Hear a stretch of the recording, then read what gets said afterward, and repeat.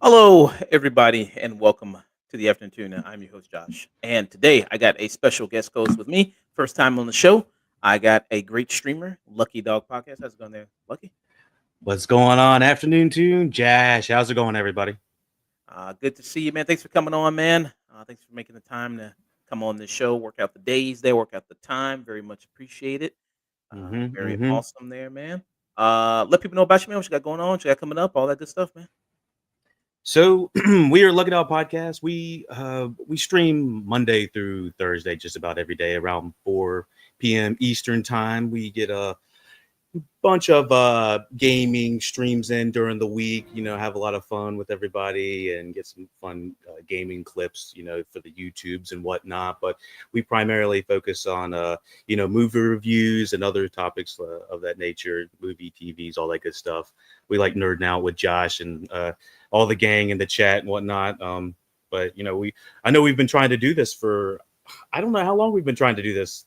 Years now, I think, right? Yeah, it's been a minute there. Just trying to work out the schedules there. This is you on YouTube right here, like just Lucky Dog Podcast. Lucky Dog Podcast on everything there, Twitch, Mm-hmm, mm-hmm. IG, Instagram there. Yeah. Getting close to 1,000 subscribers because cool to get you to 1,000. That'd be awesome there. Working on our way up. Working our Um, way up. and this is your link tree right here. You got all your links posted right here, attached to Mm-hmm. your YouTube. Blue Sky there, you're on. TikTok, you're on there. So Very active on the blue sky. very active on Blue Sky. I'm trying to get more active on there on that good old Blue Sky there. I don't follow you. Let me follow you on Blue Sky. Now Yeah, follow you there. I got you back on there. Very cool. There. Are you on Letterbox? I believe so. Yeah, we don't update it as much. We try to do it every couple weeks. It's just once we get a couple movies, then we do it. But yeah, we're on the letterbox too. Let me search you there as well. But yeah, so just if people were looking for you, Lucky Dog Podcast on everything is how you find them there. How'd you come up with the name? Lucky Dog Podcast.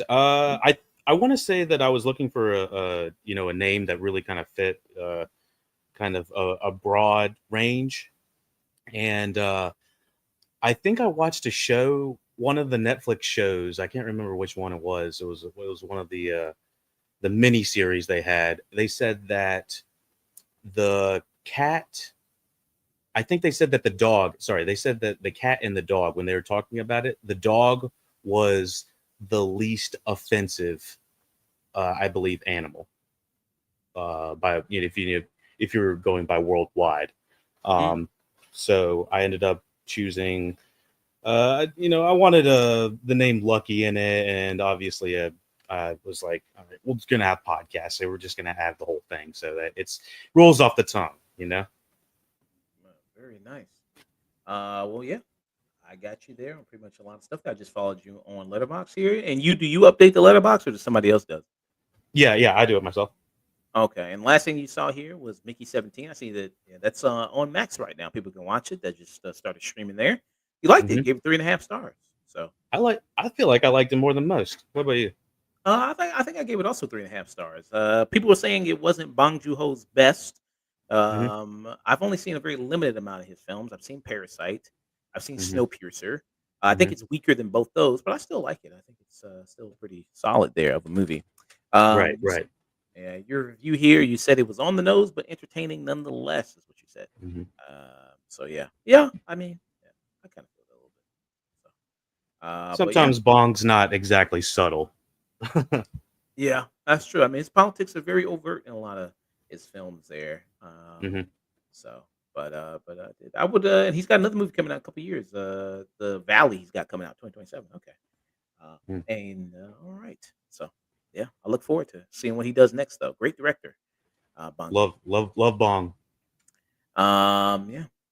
So today's show, we're going to be discussing the state of the MCU currently, what's going on with it. We've had many discussions before in the past about this on the pod on the Afternoon Tune before. You can check out our YouTube, youtube.com, the Afternoon Tune. The Afternoon Tune on everything, all the social medias there, Twitter, Facebook, Instagram, TikTok, Threads, Blue Sky, all that good stuff. Type it in that, and you'll be able to find us there. So yeah, we're posting up, trying to do more content there, clips, everything like that. But we've had many discussions about the MCU, where the MCU is going, the direction of it. Reviewed many MCU projects there. Most recently, we did talk about Thunderbolts. There, we did a review for that, or the New Avengers, I should say. There, that is the new name of it. And it didn't do so well in theaters. It didn't even make 400 million, which kind of disappointed a little bit at the box office there. And we're just going to get into that and what that means for the future of the MCU, the future projects got coming up. The next MCU movie is going to be coming out is Fantastic Four. That's the next one that's coming out in July. Did you already get your tickets? Not yet, but we don't have to get it early. But our movie theater is hardly ever super booked, so I can always just walk in. Oh, okay, yeah, Yeah, There's that popcorn bucket that looks pretty cool. Did you see that popcorn bucket they got for Fantastic Four? it's fantastic. Is it? I didn't know if that was real. Yeah, I think yeah, it's real. Galactus head. Yeah, it I'm looks all cool. about it. I'm all about it. It looks really really cool. I can't think of a better bucket from this year, right? I mean, this year's kind of been weak on the popcorn buckets. I watched them and I did like a short like review on like the buckets that were trending, the good buckets, the not so good buckets. This one looks like a good bucket, right? Yeah, I would get this one. Supposedly Yeah. it's like 17 feet tall or something like that, or 17 inches tall. Oh, I was like 17 feet. Oh yeah, 17 inches. Yeah, sorry about Yeah, that. yeah. So it's like that. So it's yeah, it's pretty big. Hmm. There with this. So yeah, but it looks cool. It looks really Hmm. cool. I would definitely Yeah. get this. In terms of popcorn buckets this year, I didn't pick it up, but I like the Mission Impossible one. Did you see that one? Mission Impossible. Oh, the one with the keys. Yeah, that looked pretty cool. I like that one. That looked pretty That cool. was that was pretty cool. The thing is, I like the popcorn buckets to be like instantly like, oh yeah, that's the thing. It's like Dune, that's the thing. Yeah. I didn't I haven't caught up to the most recent Mission Impossible. Do you think it's worth it? It's not the greatest finale I was hoping for. I would say that. I don't think it's the strongest of the Mission Impossible movies. Mm-hmm. So Mm-hmm. yeah. But Mm-hmm. but I mean, I think it is worth it to see it in theaters because of the effects and the production going into it. Seeing it in Mm-hmm. IMAX, I think it is worth that experience if you're into that. Right, right. Type of thing. But yeah, so I think that's the only one real notable one I really have seen mostly this year is Mm-hmm. that one. Thunderbolts, I don't think really had like a popcorn bucket thing. I don't think. Yeah, I don't remember seeing a Thunderbolts bucket. Yeah, Although I'm not really sure what they would have done, to be honest. yeah, I don't know. Yeah, I don't know. That's true. Maybe a free therapy session when a popcorn bucket. I don't know. Don't we all need that? Yeah, a free better help ad there at the bottom of the bucket, Oh, maybe. there we go. But Oh, yeah, good. yeah, I'm eagerly awaiting that. I did buy my ticket already for Fantastic Four. I did get that already. Oh Everything. yeah, So that I've got that on my list. We'll cover that a little bit further down.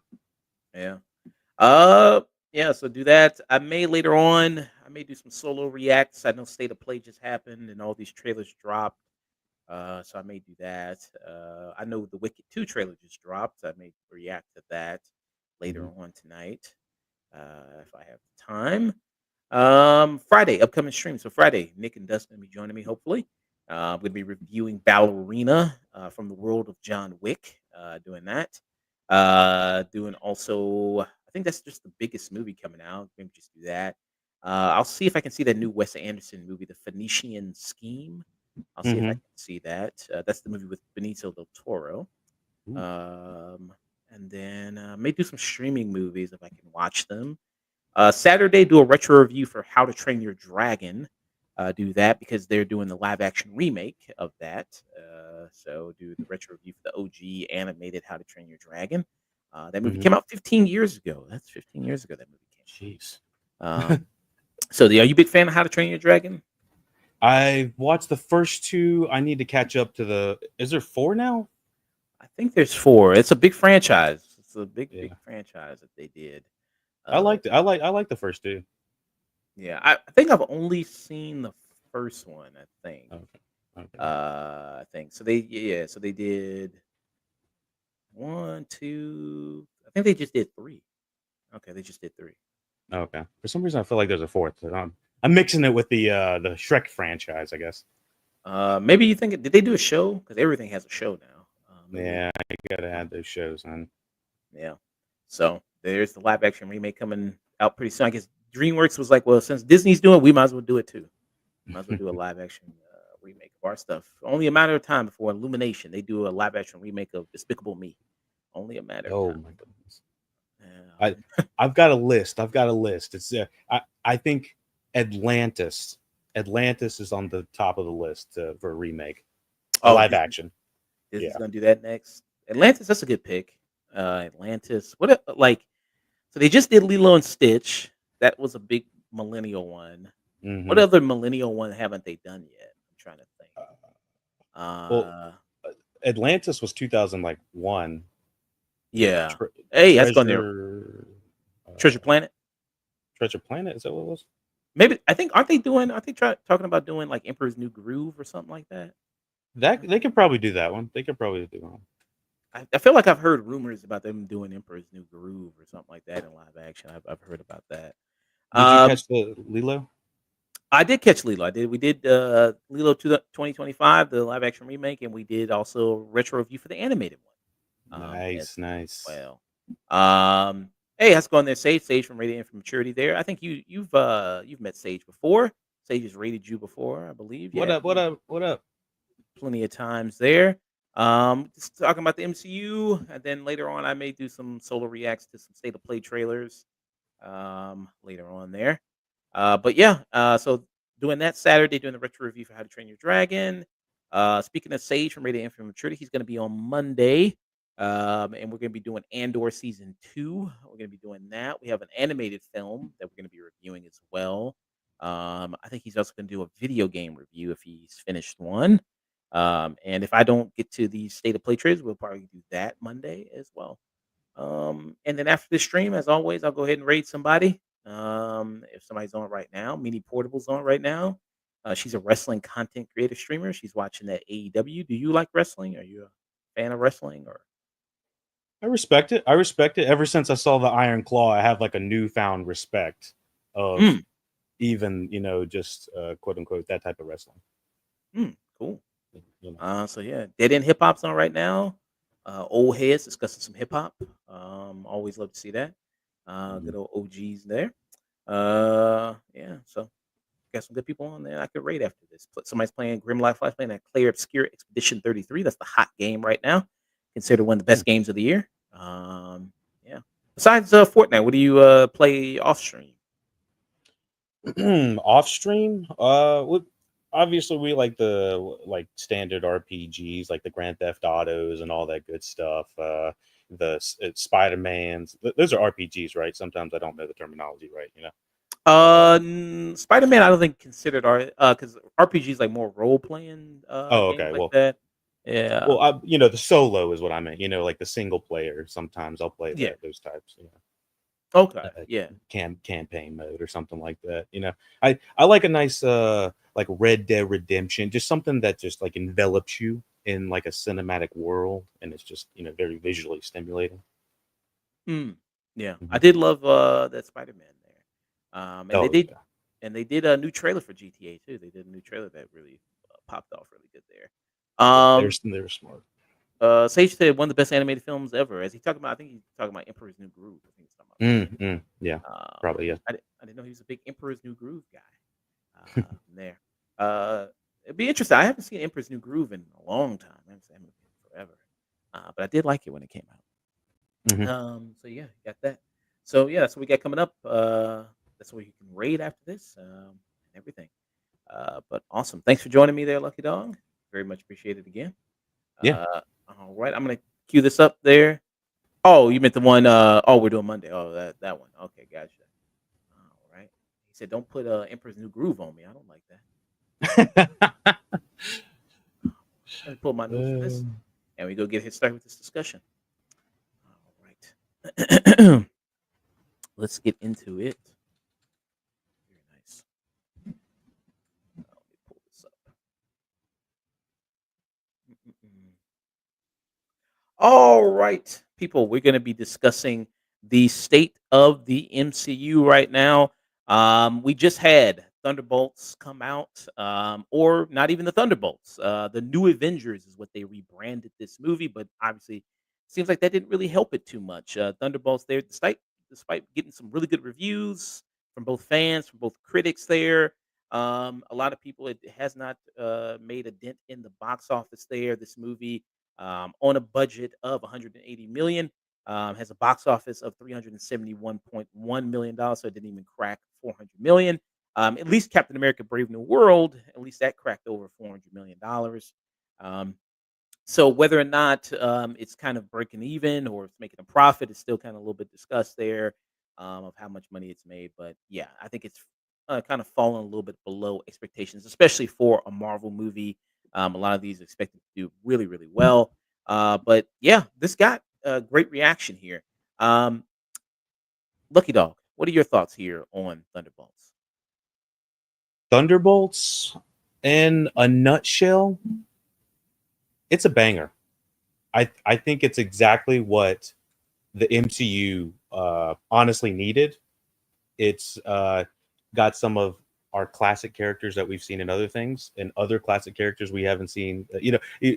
Our non-traditional Avengers characters, but I think it has such a solid script that is enveloped with like deep emotion that many of these Marvel movies, let's just say since Endgame, have not uh, had the desire to pursue.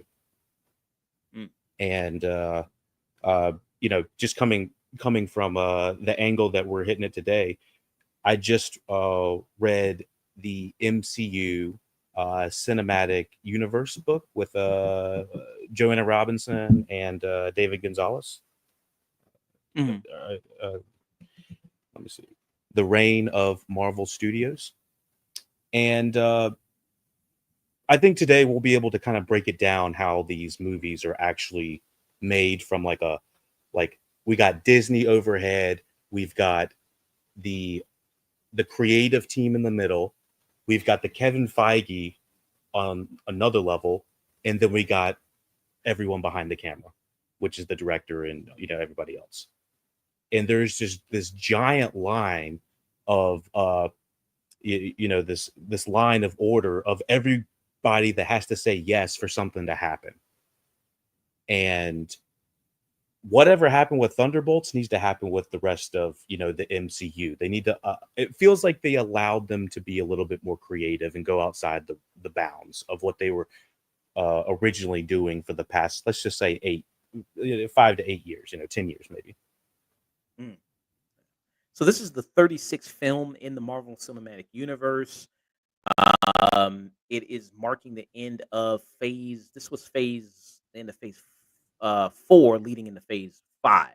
To my knowledge, right? I just want to make sure. Correct. Yeah, so Yes. it's doing Yes. that. So this was capping off that, and this was also, if you stayed at the Stinger for all the end credits, all that stuff is typically Marvel movies do. It feels like with this Stinger, really mattered the most out of the recent Marvel films there, because sometimes a lot of these stingers now are just kind of like, okay, this isn't really going to matter much. These characters aren't going to come back. This is, as the common joke goes, this is just Blurko, the Gooba Gop, that this person is not probably going to come back and do anything. They're just here. But this really mattered because at the stinger with this one, you had the Fantastic Four ship that showed up, which a Hmm. lot of, and then the Russo brothers are the ones that directed that stinger, and this is leading into Avengers Doomsday, and that being a huge event there for the Marvel Cinematic Universe. So let's take a look at the movies that appeared in Phase 4 here of the MCU, and this is what it kept off here. So let me make sure here. Let me pull up the upcoming movies here for Phase 4 and Phase 5 here to make sure. So actually, I was sorry, I was wrong. So this was Phase 5 that this movie capped off, and then leading into Phase 6. So I made a mistake there. So this was the movies lined up here for Marvel Phase 5. So you had Ant-Man and the Wasp: Quantumanium, which I thought was pretty weak. I thought that was pretty terrible. You had Guardians of the Galaxy 3, which I liked a lot. I thought that was very good. Mhm. You had the Marvels, which I thought was pretty weak. You had Deadpool and Wolverine, which I thought was pretty good. I thought that was solid. You had Captain America: Brave New World, which I thought was pretty weak, and you had Thunderbolts capped it off. What did you think about those lineup of movies? It's a hit and miss. It's really hit and miss. Let me see what the. I mean, you said Black Panther 2 was in that. Black Panther 2 was the last phase. That was phase 4. Let's go. Okay, so yeah, I maybe this was one of the weaker phases I can think of. It's wonky for me, but this phase at least, because the way that it ends, it feels like this is a new beginning kind of thing instead of an ending. Mm, For yeah. me, at least.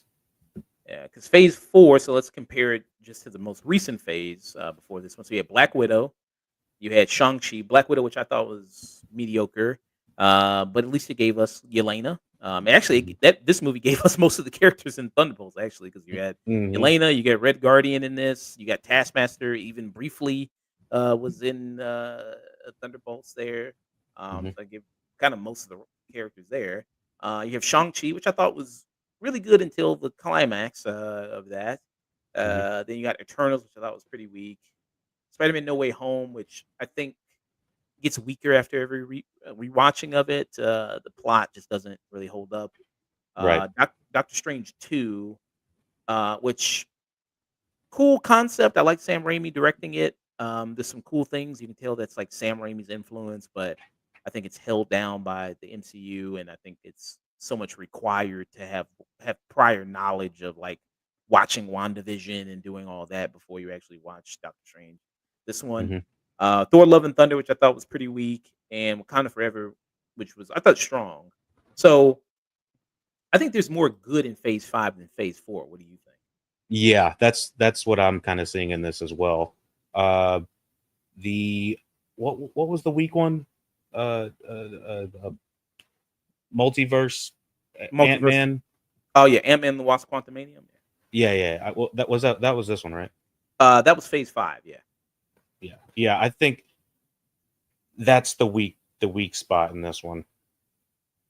But you know, understanding that you know most of the movies that we watched between 2015 or let's just say 2010 to 2020, those 10 years of movies had so much more time and so much more pre-production, what feels like, and obviously uh didn't have the TV shows to go along with it. And so from what it seems like is it just feels like when they were trying to put the pedal to the metal, so to speak, on the Disney Plus of it all, it caused a split.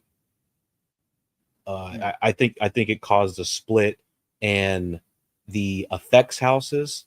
So basically, all these effects houses are going to Marvel and saying, "Hey, we can do this. We can do this. We can make the Hulk look like this for this amount of money."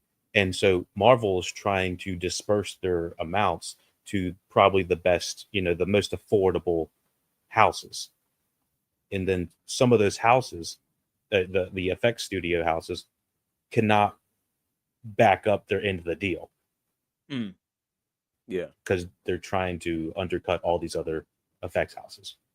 yeah. And that was a big thing about the union and then striking there, and then the treatment of visual effects artists. I think we did a story about that. Hmm. Of how people. I think yeah, we were talking about this article right here.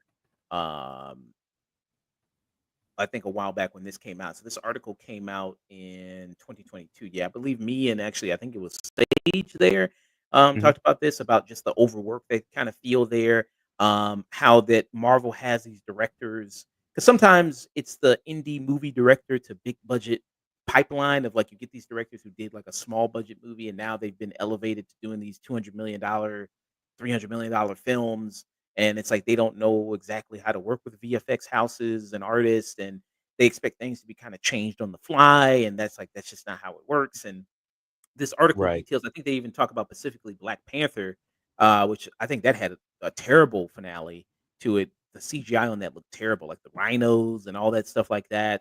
The fight at the end between Black Panther and Killmonger when they're in their suits looks terrible.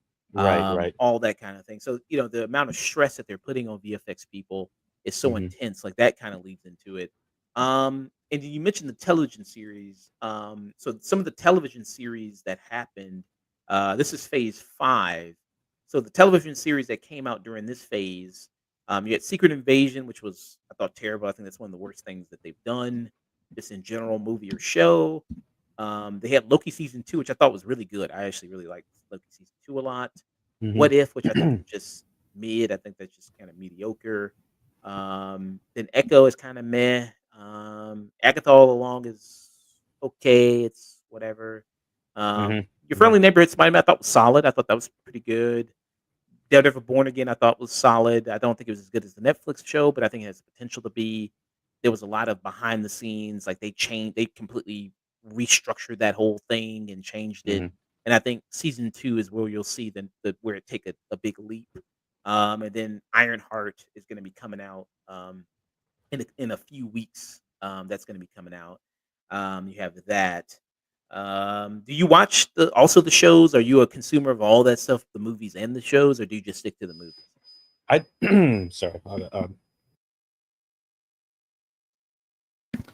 So yeah, we are a consumer of all the shows, all the TV shows, all the movies, just to kind of keep it all you know in sequence with the MCU in our heads. The only thing I don't keep up with 100% is the animation. Okay. I'm a little bit behind. I've watched What If season 1. I haven't caught up to the rest of the stuff yet. I'll probably watch it when I get a good day off. But if you would like me to kind of break down a little bit how I learned that a director can go into a Marvel movie in what feels like has little control. Okay. So before I read the MCU book, I was just like, okay, I blame the writers, blame the directors, blame those individuals that if something doesn't go right, it's obviously their fault on some level. Uh, Not exactly. Uh, what feels like the overarching project. Let's just say Black Panther is the project. Mhm. Ryan Coogler comes in.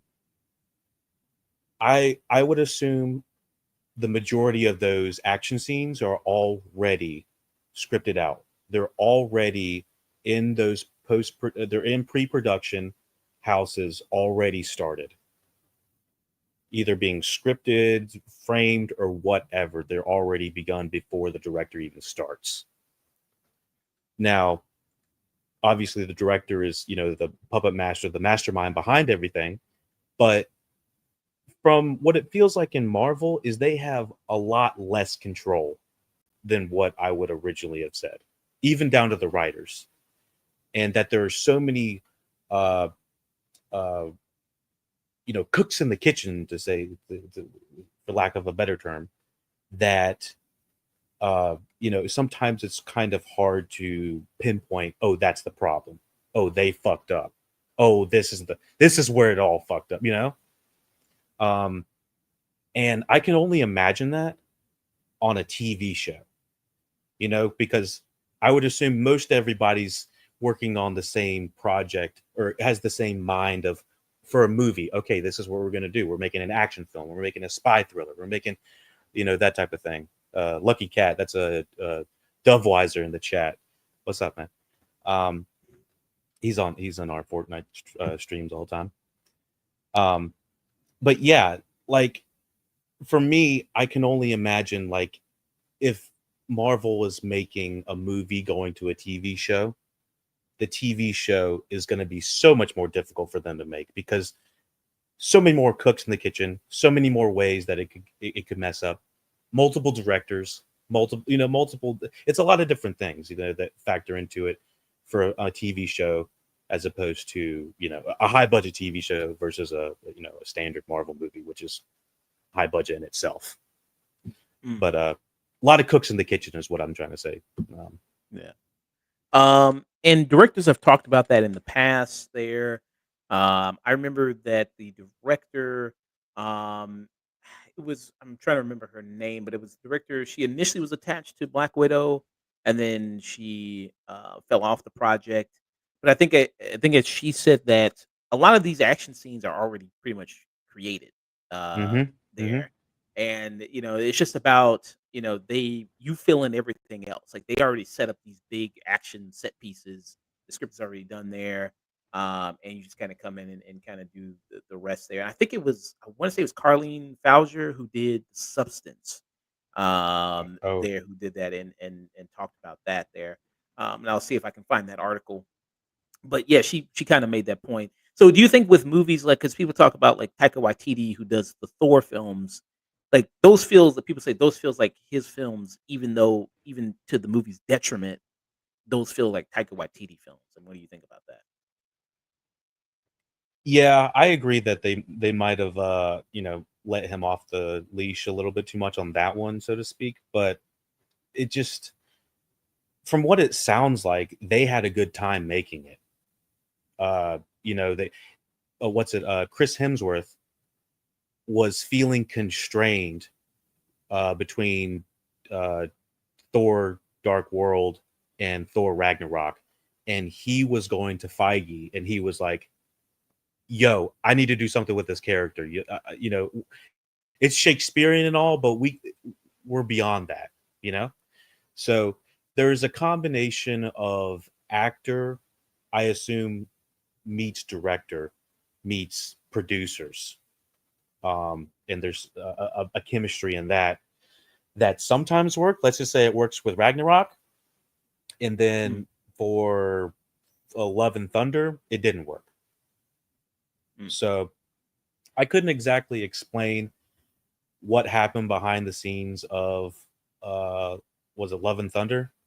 But Yes. I mean, we've seen it done right, which Yeah. I would assume is Ragnarok. Yeah, which I like Ragnarok. I know it seems like the internet kind of turned on Taika Waititi a little bit. Like everybody hates the guy, finds him obnoxious now. Yeah. I haven't made that turn yet. I still like Jojo Rabbit. I think Jojo Rabbit's pretty good. I like that. Yeah, I like JoJo too. I'm a JoJo guy too. Yeah. So this was Carlene Fauger there, who said that. So this is hers. He said, right here. So she talks about her experience right there. It says it turns out it says here the most well-known and infamous story behind Marvel's search for a Black Widow director came from art house filmmaker Larissa Martel, who's quickly discouraged when she was told that to not to worry about the action scenes. There, Martel added, "It turns out some of the Marvel films are available on planes, so I've seen a few. I find the sound in them is absolutely in very poor taste. The visual effects and the sound of the effects is the selection of the sounds that are connecting to the effects, which is actually very ugly, and the way music is used is actually horrible." There Oh my god. that the person kind of pointed out there. So there was kind of multiple directors here that attached it. So it was Larissa Martel there. That was the person that talked about that and talked about the experience there of turning down Black Widow there. So she Mhm. was that director there. Um, so yeah, and then the concern here is that you have articles like this that's talking about the kind of box office disappointment of Thunderbolts. Like you have articles like here from Screen Rant. It says Thunderbolts. It says disappointing box office marks the end of an era for Marvel Studios there.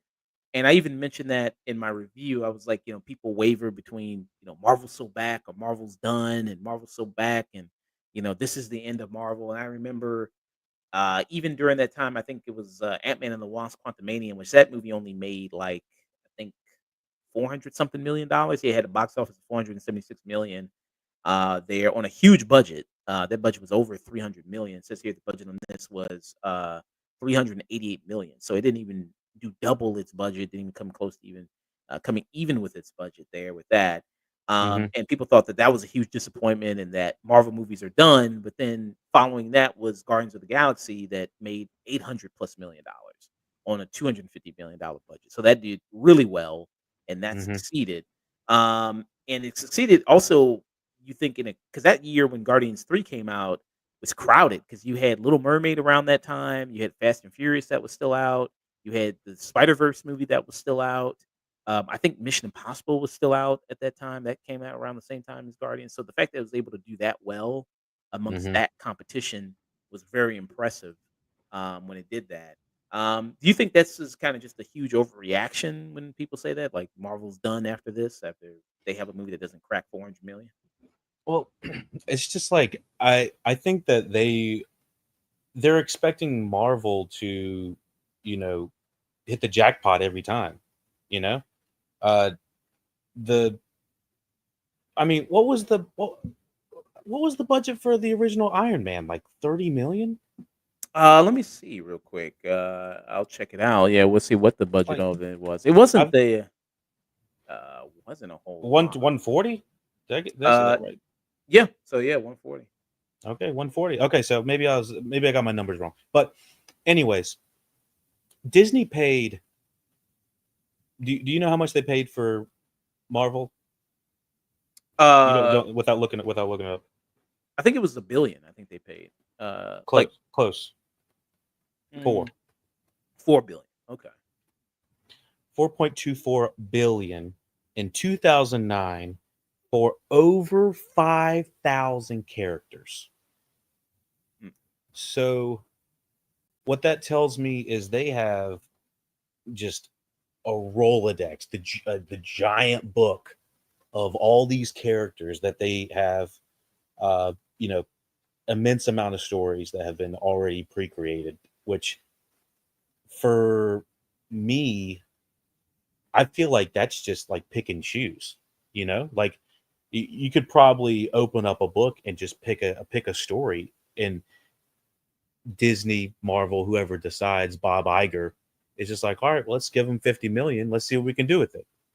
I think it's all about just managing the budget, because right now people are expecting movies to make uh 2018 budgets, or box office mm, numbers, and I don't know about you, but things are more expensive than 2018, twenty yeah. nineteen. So, you know, people are different habits. COVID's pushed people into waiting for a little bit more on streaming.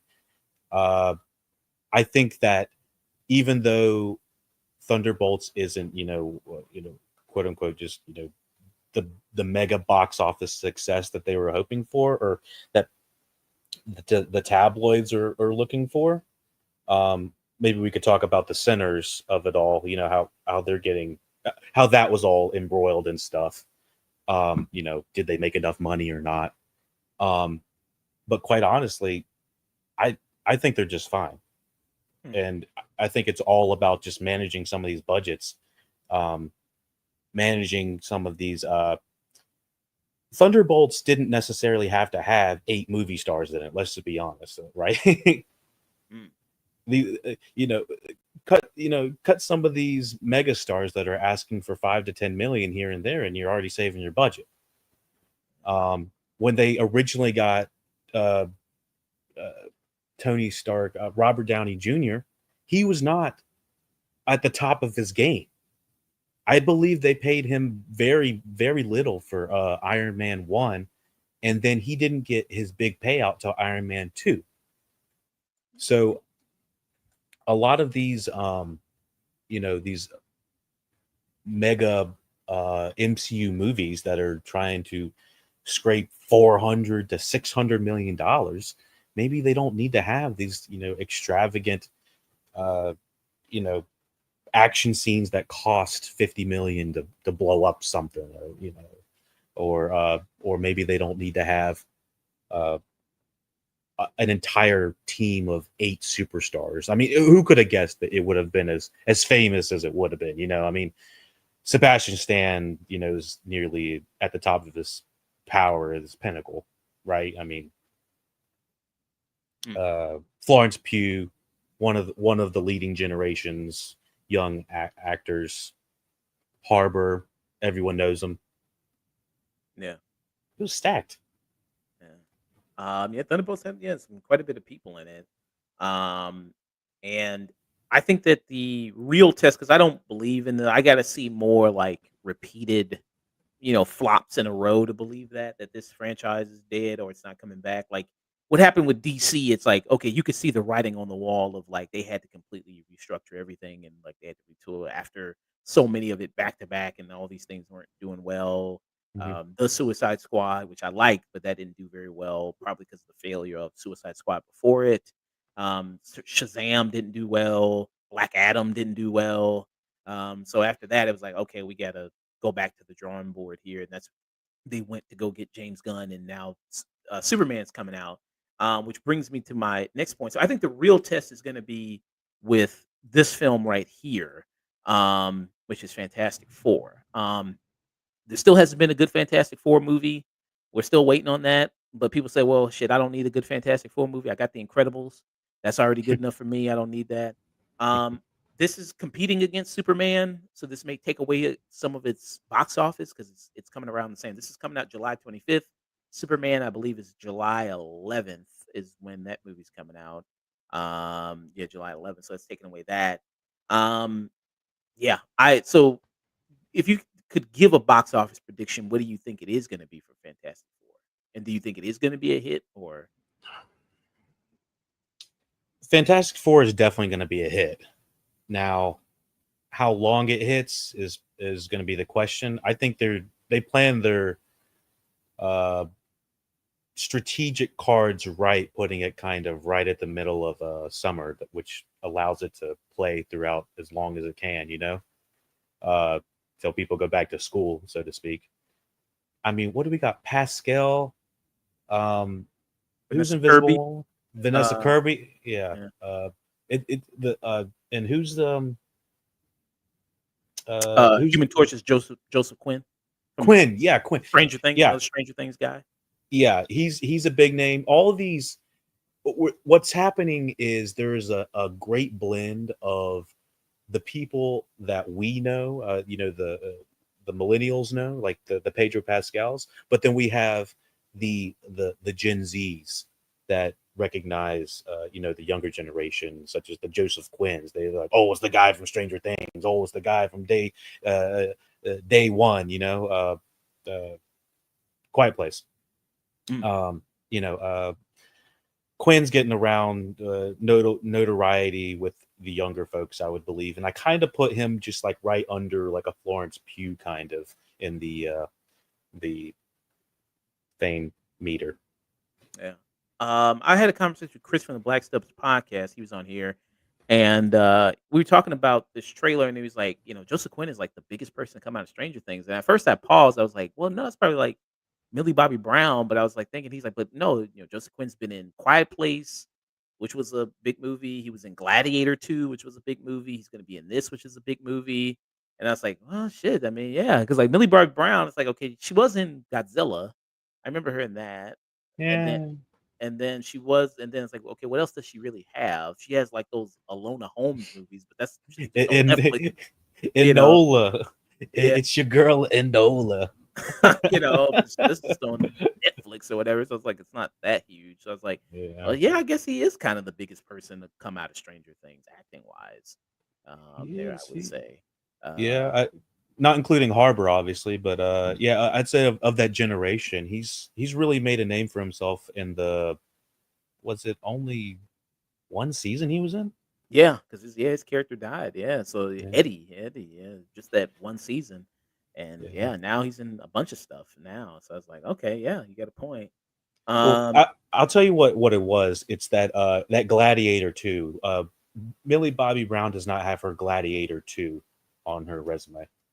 mm, yeah, she needs to, yeah, work with somebody like that, like a Ridley Scott or kind of like one of those type of directors. There, I think that would kind of be better there. She was in that Russo brothers movie. Did you see that movie? Yeah, Electric State. yeah, that shit was that was pretty bad. But yeah, she was in that. Yeah. You know she got paid for that. You know she got paid. Yeah, so it's just like I don't know. It's like she's just Netflix got a stranglehold on that girl, like because she was in that other movie too. That Damsel. Did you just like I saw that movie. I did not like that either. Damsel? Yeah, it was like a Netflix movie that she was in. And she I don't remember that. Okay, yeah, a lot of people probably didn't remember, and I probably one of the people who did. But I don't know, she maybe got a blood debt to Netflix or something like that. I was like, man, you gotta get out of Something. these Netflix movies. But you She mentioned so they paid 4 billion for it. So here's the profit. So this is they're gonna update this pretty soon. This is from last year though, but just to give people a sense. This is when Deadpool and Wolverine came out, which by the way, that movie made over $1 billion, Deadpool Wolverine. It said Mhm. so the Marvel Cinematic Universe becomes the first film franchise to cross 30 billion at the box office. So they've made their money back in tenfold from purchasing that Marvel, all the Marvel characters there. They've made their money back Mhm. quite a bit from that there. And Doomsday is going to be coming out next year. It got pushed back. Um, that's also another it got pushed back there. In this movie, the budget on it is imagined to be pretty big. They're filming it back to back. They got all these stars in this movie. You mentioned that. The cast is going to be huge. Uh, I mean, it has to do probably really probably cross 1 billion to be very successful. And Robert Downey Jr. You mentioned how little kind of he was getting paid the first Iron Man movie, but now that's returned because he's getting a huge payday to come back and play Doctor Doom there to play this. But it doesn't seem like the hype is there like the same it was for Infinity War or Endgame, which kind of does that kind of worry you a little bit there? I don't think the hype is going to be there until we get like 3 to 4 more Thunderbolts. Oh, hold on, my battery's exhausted. Let me get that real quick. Okay. Yeah. So I don't think the hype is there as much as like people talking about Infinity War. And I think maybe that's because a lot of these movies they had to change course midway because of the situation happened with Jonathan Majors. And at first it was going to be about King the Conqueror and all this. And then they had to go like, okay, well, we got to change it now to about Doctor Doom, Doomsday, everything like that. And I think a lot of what was phase one, two, a lot of what those movies, it was like, okay, we're building to something. We're building to creating the Avengers. Okay, now that the Avengers is good, we're building to something else. Thanos was always, at the Avengers lurking there in the first movie. So we're building to having them fight Thanos potentially in the future. Like that was always there. But now I think you haven't planted those seeds as well. Um, in these other movies like you did in the previous films, which I think that's kind of leaving people like, okay, I don't know. That's why I think it's leading people not to being as hyped about this as they were like Infinity War, Endgame, as much as they did this one. But Doctor Doom is an incredibly popular character, incredibly popular villain. I definitely think that people would be really excited to see this. I did, and also the casting of Robert Downey Jr. I think is kind of controversial in terms of that. I Uh, agree. I agree. yeah, so you do have that there as well, but I think one reason I mean, I think it'll do really well because of nostalgia, because of you're gonna have the actors from the X-Men movies come back. Possibly Hugh Jackman's gonna come back as Wolverine. You're also gonna have Tobey Maguire possibly come back as Spider-Man and maybe Andrew Mhm. Garfield and all the maybe 2000s superheroes. Hell, you maybe have Wesley Snipes come back, or Nicolas Cage's Ghost Rider, and then there'll be people who are just excited just to see that, just from nostalgia point of view, just going like, well, I don't care. It was Nicolas Cage Ghost Rider interacting with Wesley Snipes Blade, and that's all I wanted to see. That's the only thing that made it a good movie for me. And it I'd just be there for that. I'd be there for that. fulfill my childhood. So you do have a lot of that kind of going on. People just like that. So yeah, and it's coming out in December now. Which December that was like usually Disney put out their Star Wars movies in December, and they soaked up all that money from all that holiday that they did because there's not a lot of competition in December. So you may have that as a factor for it as well. Um, so I think that that'll probably be a big benefit for it. But yeah, can they make it all come together? Because like the thing about Infinity War and Endgame, they were very cohesive films. They didn't feel like too much. I think the Russo brothers, even though I haven't liked their stuff outside the MCU, they've done a good job at with these Marvel movies. I still love Winter Soldier to this day. Uh, what's your thoughts there? Yeah. So yeah. Sorry about that. Yeah. I think that there is a little bit of a lack of hype. We can say that. But once we have a cohesive Thanos. We have a vision of where we're going. I'm hoping that Fantastic Four First Steps puts us in the direction of, okay, now we got a big bad. I mean, we can probably guess based off of the Galactus head, I assume, popcorn bucket, that he might be possibly involved in this entire thing. I'm hoping that Galactus is not defeated in one movie. I don't know about Mm. you, but I'm hoping that it's kind of like the Thanos effect of, got to gather up the troops, got to gather it up. One movie's not enough. Um, but yeah, I honestly think that we need more Thunderbolts. We need more of the emotional stories to take us in the direction that we're going, and then fill in the blanks with the the action and all the other stuff that is kind of trickles to the side. Yeah. I think one people were marked about Thunderbolts was that it made people remember what they liked about the MCU to begin with. It was like Mhm. now it's like this is what I remember. Really intriguing characters. Great story in it. Focusing on that, Mhm. like this is what I really came to the MCU for, and I think we had a lot of people that's what it really reminded it of. And I think that one thing, this is one of the last points there. I don't want to keep you for too long. There you go. Uh, is that I think post, the big trio, because you had Robert Downey Jr., Chris Hemsworth, and Chris Evans there.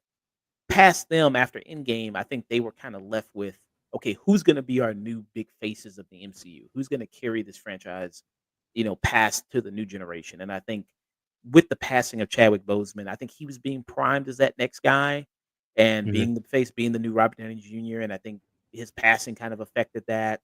Um, and, it's like, what other interesting characters can we really look at?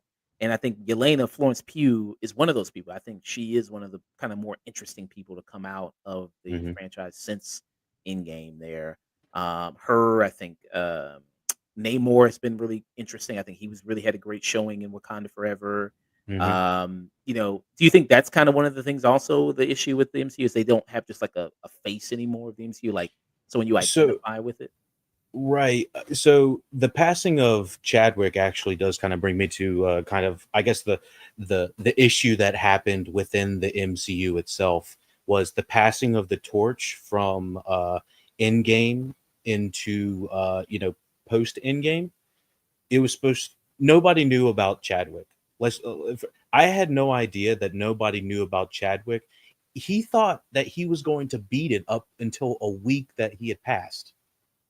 Mm, So like I think that the he didn't want to tell anybody his condition because he didn't want people to who did Defy Bloods? Was that Spike Lee? yes. Okay, so he didn't tell Spike Lee about it because he didn't want him to take it easy on him. Mm, And he it Chadwick seemed like he was a real leader on and off the court, let's just say that. mhm. And he was supposed to be kind of the leader of the Avengers for the next, going forward. And with him gone, um, what was it? Captain Marvel.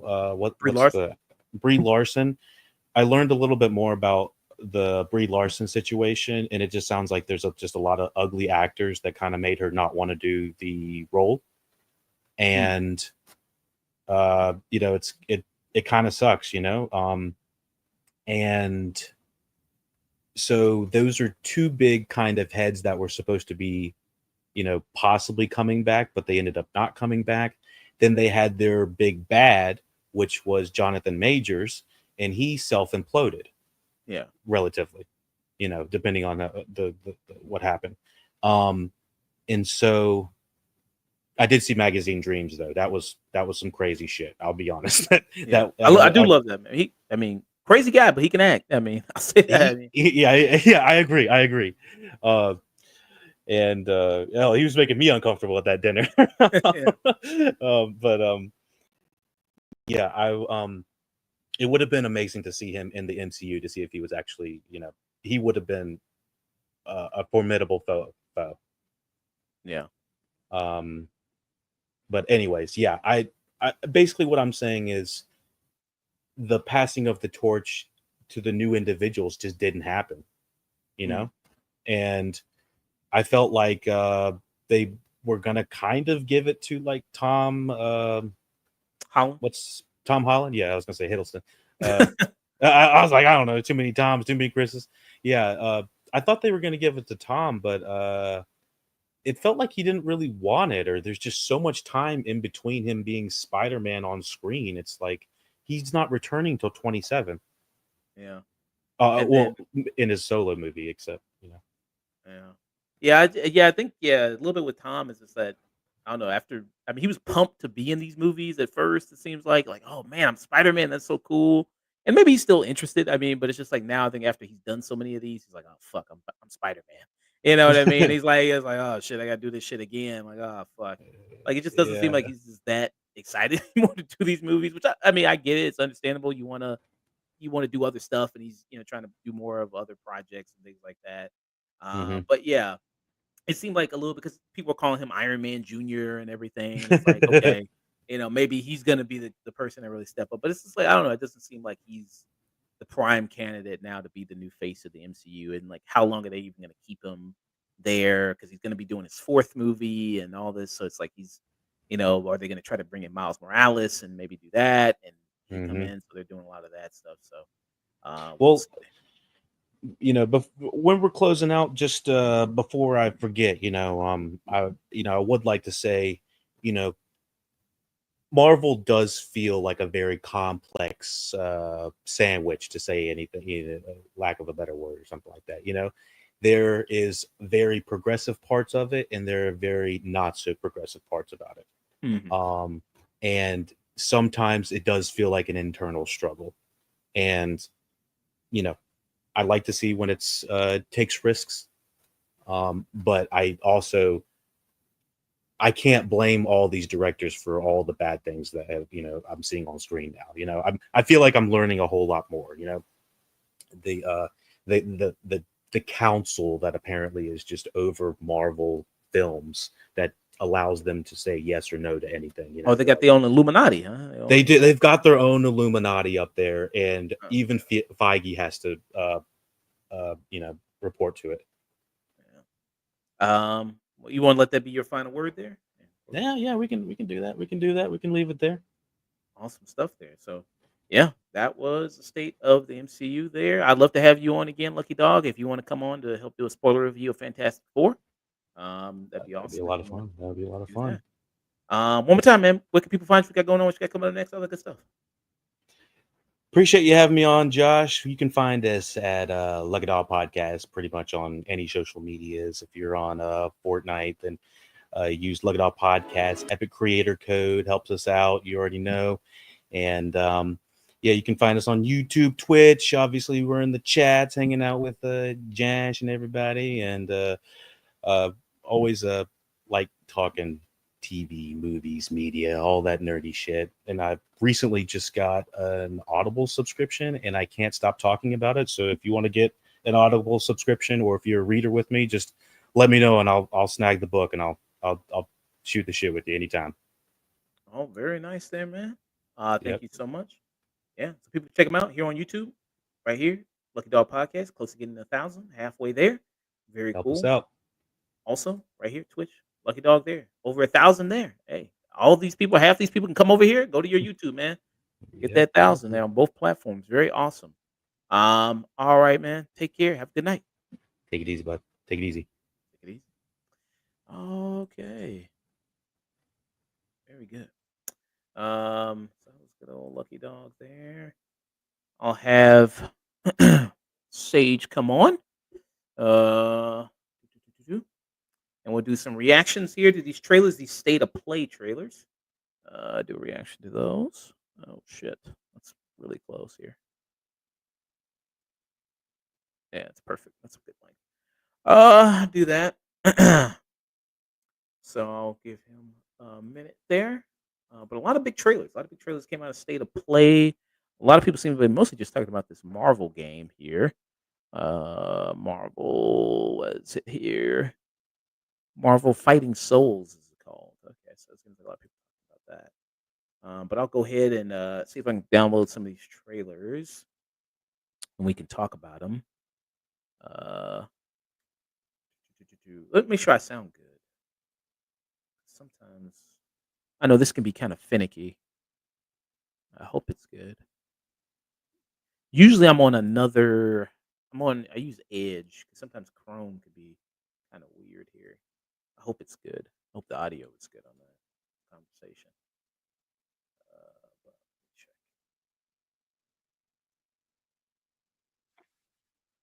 Ah, perfect. So it's fine.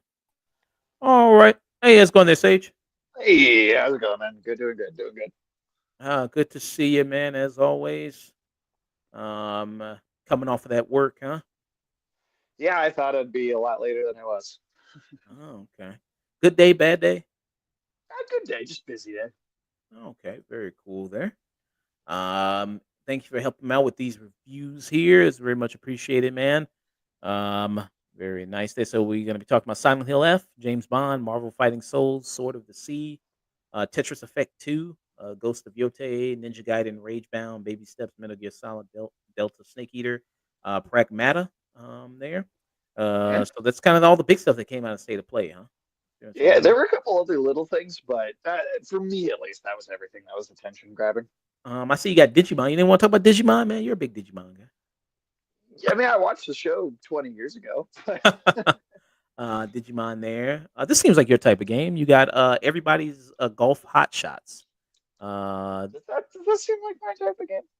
yeah, seem like your type of game here. Everybody's golf hot shots. Yeah, you got that. But yeah, we'll get into some of these trailers. This seems kind of interesting. Karen, Kareem. It's like a some sort of climbing simulator. They've shown stuff for it for I feel like a couple of years at this point. When that came up, I actually was like, oh wait, I thought that came out already. So Mm. So it's just you just climbing. That's it. You just climbing. yeah, it's just like a intricate gameplay system dedicated to it being very realistic. Okay. They should. I guess they should do one like that for Mount Everest, so people can feel like they climbed Mount Everest instead of actually going to Mount Everest. That'd be And then you might not have so many dead bodies up there. yeah, yeah, You know they're falling off, right? yeah, yeah. As It's it better than starts to that. warm up, they're sliding off and like crashing into the areas below. I wonder how many. Let me Google that. How many dead bodies are at Mount Everest here? I wonder. Well, I mean, less than there used to be, right? Because I think they can't even like scoop the bodies off because it's like so high up that the helicopters can't even. Yeah, they And can't other even. people will die trying to go and get them or collect them. But like I said, now that it's warming up, some of them are starting to like slip off and like crash down Mm, lower onto the mountain. So who knows? yeah. What's one good thing about global warming, right? So what I'm seeing here, it says here to date, an estimated 300 people have died attempting to climb Mount Everest, with approximately 200 bodies still on the mountain. Well, you got 100. I mean, you still got 100. I Okay. mean, that's still pretty that's solid there. And when you get hungry, I mean, you can probably eat one of them. So that's pretty. That's probably still There frozen. you go. You know. So all you can eat buffet up there. Yeah. Um. Yeah. All right. Let's get into these trailers. Before that, hey, Sage, let people know about you. What you got going on? What you got coming up next? All that good stuff, man. Yeah, you can find us over at Rated M for Immaturity on Twitch every Tuesday about 2 p.m. Central Standard Time. Currently, we're playing Claire Obscure Expedition 33. Which only one more week of that will be done next week, and then we're going to be moving on to Indiana Jones next, which should be a lot of fun. Good old Indy. Otherwise, we should be having our Saturday show coming up pretty soon. Within the next couple weeks, we should be getting that back up.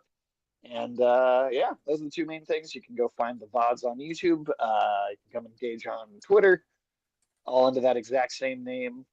And we finished a book recently, and soon I should be able to point you to like a place to buy it and everything. Very cool. I'm excited about that. Here you are, Twitch, right here, getting close to 1,000 right here, getting close to that. Almost at the halfway mark there. You're over here at your YouTube.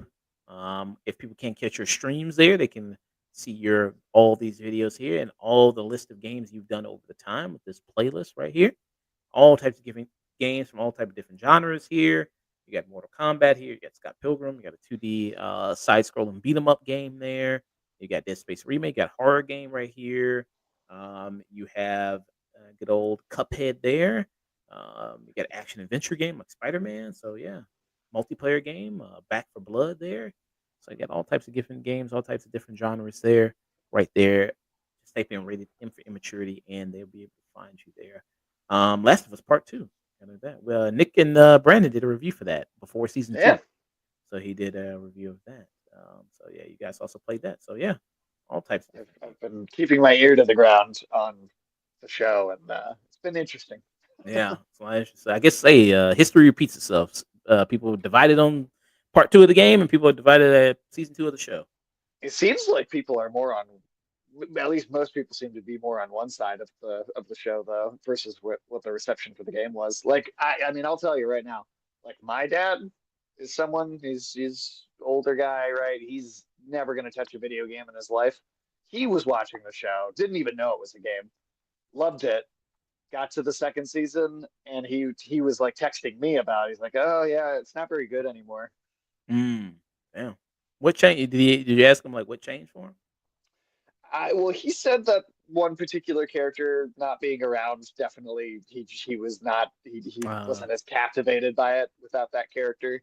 Um, but also just some of the writing just didn't seem quite as good as the first season. Which look, I'll say I've seen a lot of clips and I've seen a lot of like scenes, and I gotta say, I think for the first season, I'd call it like an 8 out of 10 adaptation of 10 out of 10 material. I don't think it's as good as the game, but it's good. This second season to me is like if the game is an 8 out of 10 material, the show's like a 5 out of 10 adaptation of that material. wow. I still have not seen it yet. I think Nick is gonna do a review of it. I think he's just gonna do a review with Brandon maybe, and do a review of that. But yeah, so go support Rated M for Immaturity there everywhere. Twitter as well.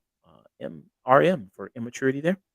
Good people. Stream after the to rate after this here. Dead End Hip Hop. Like I said, they're on there. Great hip hop channel. OGs there. Old heads discussing some hip hop topics. Very good there. Let's see here. Cosmopolitics is on right now. She's discussing the Wicked 2. So Wicked had the sequel to Wicked had a trailer come out. Wicked for Good. So that trailer just dropped. That's a weird title. Yeah, Wicked for Good, colon for good. It's so that's what it is there. Okay. So she's doing that. She's also a political content streamer as well. She's reacting to the New York mayoral debate there. So she's doing that. It's crazy that Andrew Cuomo is running for mayor. That's fucking crazy. Yeah, That's yeah. fucking wild, bro. I guess, I mean, I guess as an ex-politician, I mean, can you just go back to doing a regular job? I guess if you were like, I mean, I mean, psychologically, maybe not. yeah, I guess. Depends, I guess. Depends on the person. But yeah, so Get some Fredo for mayor signs. yeah, Nosferatu himself, yeah, and Andrew Cuomo there. Actually, he looks more like Dracula from Bram Stoker's Dracula. Actually, that's what he more looks like. A little bit, a little bit. Yeah. So yeah, some good people. Yeah, to rate after this. Good stuff there. All right, let's get into these trailers. There. Let's see here. I guess we'll go through your list here, and then I'll see if we missed anything. I'll go after that. I'll go see another list and see if you go one by one of those. See if we want to talk about those, and Sure. then yeah. So you got Silent Hill F as the first one. Let me pull up this trailer, and we go ahead and talk about it. Very cool here. This game I'm very excited for. Silent Hill F. I'm playing Silent Hill the remake right now. I still have to finish that. But this is a release date trailer that they did. So very Which is shockingly sooner than I was expecting. yeah. I hope to get that steel book. They had that kind of great game I think case. it's UK only, though. You can order it from the UK. Get it. Well, that's true. You can order it overseas. Yeah, Might unless them cost you tariffs. a pretty penny. Yeah, unless them tariffs is gonna get you. But yeah. How much is the tariffs on UK stuff? How much is that? I don't know, honestly. I haven't checked. It's possible the UK doesn't have any. I mean, he was taxing even tariffing penguins. I'm sure you got tariff the British too, man. But Well, as long as they keep their beans on toast over there, we're okay. all right, let's take a look at this Silent Hill F release date trailer. Let's take a look.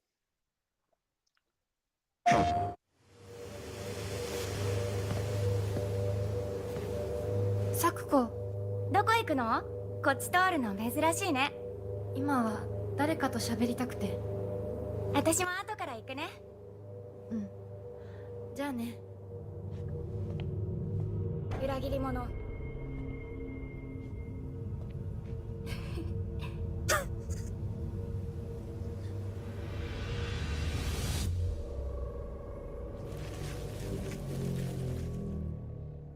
Still don't know what the title means yet. That's Yeah, still a mystery. I was just thinking that. I was like, does this trailer reveal what the F means or No, still not. Still not. I'm guessing it won't be until I finish the game or something, and I'll be like, oh, in the last half hour or something like that. 口の悪いおばあちゃんまでいないなんて、こんなの絶対に変。what do you, this is maybe like spores or something like that or Yeah, it's been in every trailer so far to some degree, but wow. there's this because in the Silent Hill series, the way that there's like the kind of fog world, and then there's the other world, right? And the other world, it is always depicted as this like kind of rusty, almost blood coming out of metal, right? This like blood rust aesthetic. And in this game, it's like this kind of almost meat plant thing that's kind of replaced that. It's a really interesting spin on the look of the series. Okay. So yeah, it's kind of looks like flowers or kind of plants. Yeah, it's definitely like plants of some kind. I don't know exactly what the significance is yet, but 絶対に変。俺もいないし、気味の悪い怪物がルツにも合ってるし。いや、キラコ。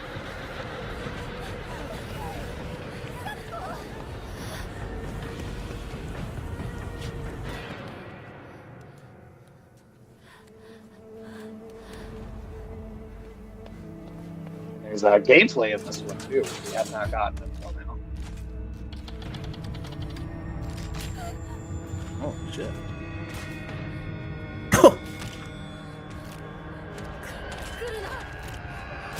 So this is gameplay right here.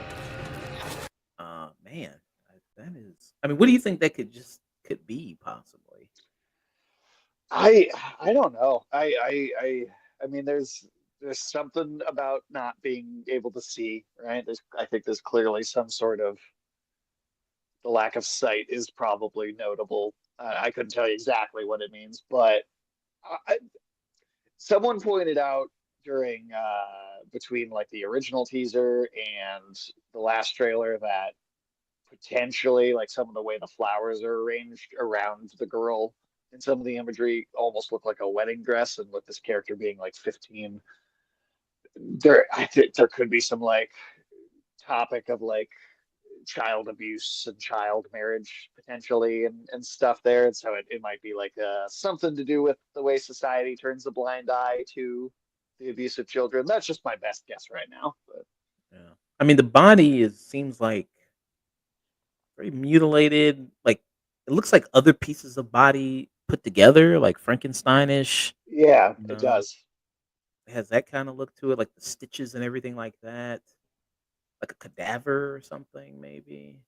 Yeah, yeah, absolutely. You see the throat is slit right there. Yeah. Mm. And even on the chin, there's like a big cut. Yeah. So there you got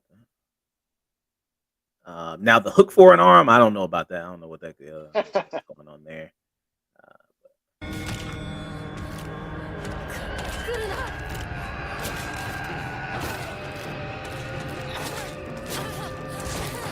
And you will This not game have a will have no guns. Oh, Yeah. same thing. You're about to say. Yep. Yeah, in sync tonight, huh? Man.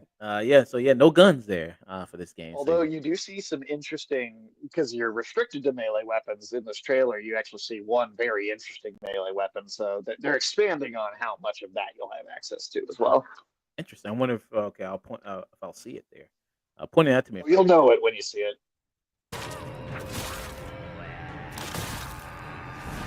Oh, so that's probably like a boss fight right there. Probably maybe. Maybe, but that could honestly just be a big enemy. Hmm. That could be just another enemy type, honestly. Hmm. That's an intense looking shot of action.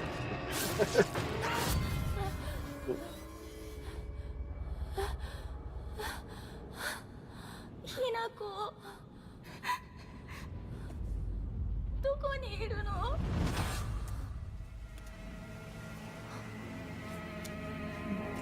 So you think because it shows her getting stabbed here, so you think like when she dies, she goes like somewhere else, and you gotta like fight your way out and then come back to the That's building? possible. It could also just be deceptive editing for the Mm, trailer. Because in any of the Silent Hill games, it's pretty typical for there to be, especially in transitions between the fog world and the overworld, it's pretty typical that there are moments where the transition happens and then the character has a moment where they kind of wake up and the environment has changed. So I'd say that's like a kind of almost trope of the franchise to have moments like that. It could be that she has like a death and then does it. That would actually be different and new. But I feel like it could easily just be the trailer edited together to look cool or to look interesting. yeah, good point. きなこどこにいるの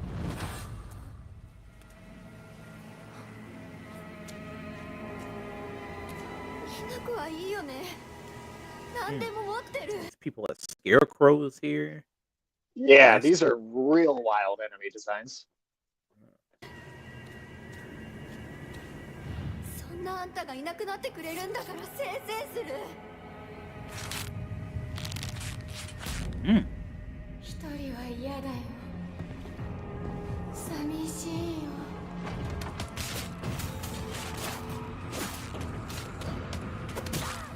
ずっと一緒だよって約束したよね Is this dialogue revealing any new information for you? Piecing some together, or It's really not, honestly. Like I'm sure there are things in there that are probably obvious with context, but it's not really given anything in particular away to me. I mean, the only thing, I mean, other than just the idea that maybe the loneliness and the fear of being alone as a theme, again, that could maybe support the child bride thing.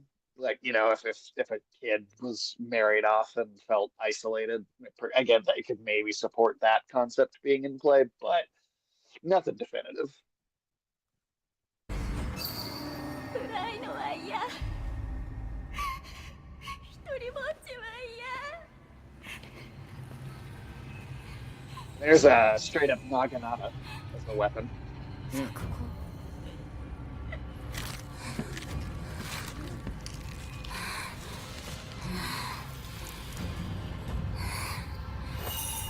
oh,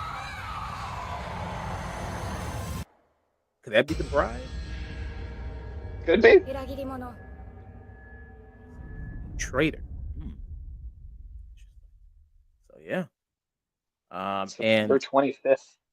this the is date. the release date right here, September 25th. Yeah, pre-order now. Have you already pre-ordered? I have not, but I genuinely thought this was going to be coming out like fall of 2026. Mm. Yeah, that's pretty soon. Yeah. Just Yeah, in I'm time ex- for October. got some gameplay here. So it's the first time we saw some gameplay, which is nice. Saw the different melee options that you could do here, different enemy types, which is good. Got a little bit of that in here. These scarecrow type creatures, this cadaver type creature here. So you got that. Maybe potentially saw some boss fights here as well. Some of these creatures saw a little bit of that as well. Um, I'm thinking maybe this will probably be a boss fight as well. That one I think definitely looks like a boss. Yeah. So you kind of got that. Great unique design. The lights coming out from behind the head too. I just love the visual aesthetic of all of this. Yeah. So yeah, this was a big one here. We'll find out what that F means. Yeah, September, yeah, Yeah, 25th. We'll find out what that means. Silent Hill's in your area, man. Yeah. All right. Let's move on to another trailer there. That you wanted to discuss there. And that was the Marvel. There. So this was seemed like this was the scene stealer. Yeah, At this is the big finale. Yeah, this was the big one here. Um, Let me cue this up real quick. Make sure here. Yeah, but a lot of people were talking about this game. It was the last game of the night. A lot of people were saying like, okay, yeah, this one is pretty much. So it's Marvel Fighting Souls there. People said it's kind of. Have you heard about the fighting game TKO 2KO? Have you heard about that one? 2KO. I'm not sure if I'm familiar with that one.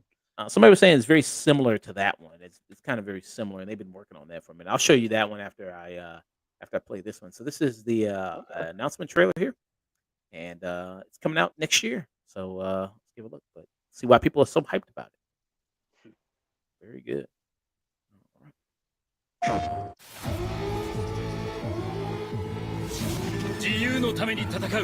さあ、お手並み拝見といこう。君のことは親友だと思っているが、やるしかないようだな。ビブラニウムのシールドだけでは私のアーマーには勝てないぞ。よし、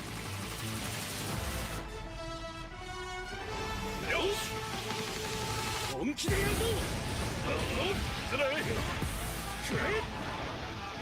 It's kind of very Dragon Ball Fighters. So it's the same studio. Same. Yeah, Arc System Works. They also have done like the Guilty Gear games. Is another kind of, it's like one of their original franchises. And what's funny is, for me, someone that I think was a huge fan of like Marvel versus Capcom 1, 2, the Street Fighter versus X-Men games back in the 90s. When they came around to like Marvel versus Capcom 3 and then 4 more recently, I feel like that series has not really lived up to its old school stuff. But Dragon Ball Fighters, to me, was actually like, in terms of the gameplay structure, like the true sequel to Marvel versus Capcom 2 that we never got. So it's actually feels like a very full circle moment for that studio to now then make a Marvel game with a similar like multi-character versus multi-character structure. And very cool designs. I like this Iron Man design, very Gundam-ish for Iron Man there. Yeah, he's even got like the antenna on there, which is like very, very like Japanese kind of Super Sentai type Yeah. thing. Has the Iron Man ever looked like that before? I don't remember it ever happening, but it's possible that there's been some depictions of him. I mean, he's had so many armors. It's possible. And Tony might have gone through a weeb phase, one of those, at some point. Yeah. Might have dated a woman in Japan, maybe something like that. Yeah. 本気でやるぞ。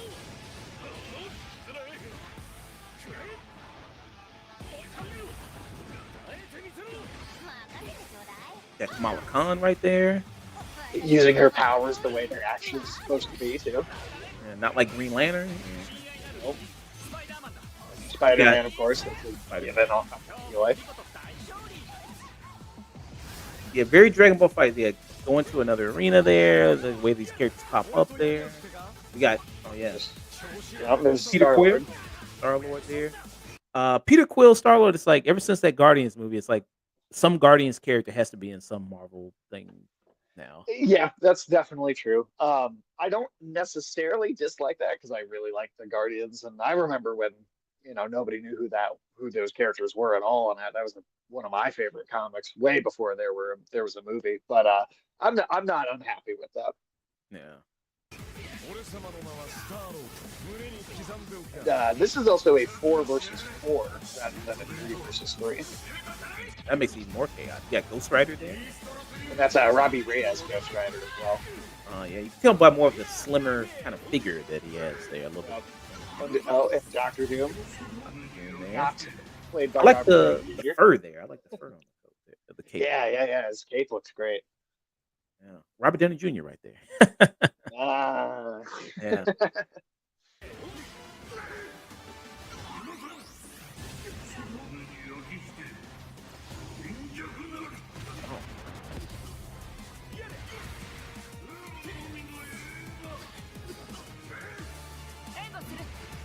Storm. Storm is also another person. Yeah, Oh, good. she's in everything. Oh yeah. If you're gonna, yeah, Storm is also like if you're gonna have an X Men, it's got to be Storm. Storm is also, yeah, she's great. Which I, I yeah, like this costume of hers a lot. let me see if I can get a good, yeah, shot of her here. I mean, that's a good shot too. Yeah, but let's see this It's a costume. great shot. Yeah, I like that. Okay, Solid, thick thighs. You know. yeah, okay. High boots here. She has those. What do you call those? Not the cape, but attached to her wrist. I don't know the exact name for it, but I guess I think wing I would just call him a wing, I guess, but I'm not sure if there's a better word for it. yeah, glider type thing there. Yeah. Okay. Yeah. Yeah. Okay. Okay.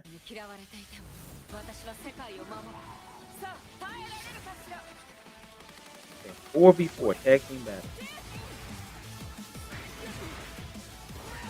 So those are the characters that. There's a lot going on the screen.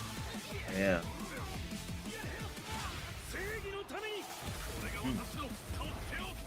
Hulkbuster there. Yeah.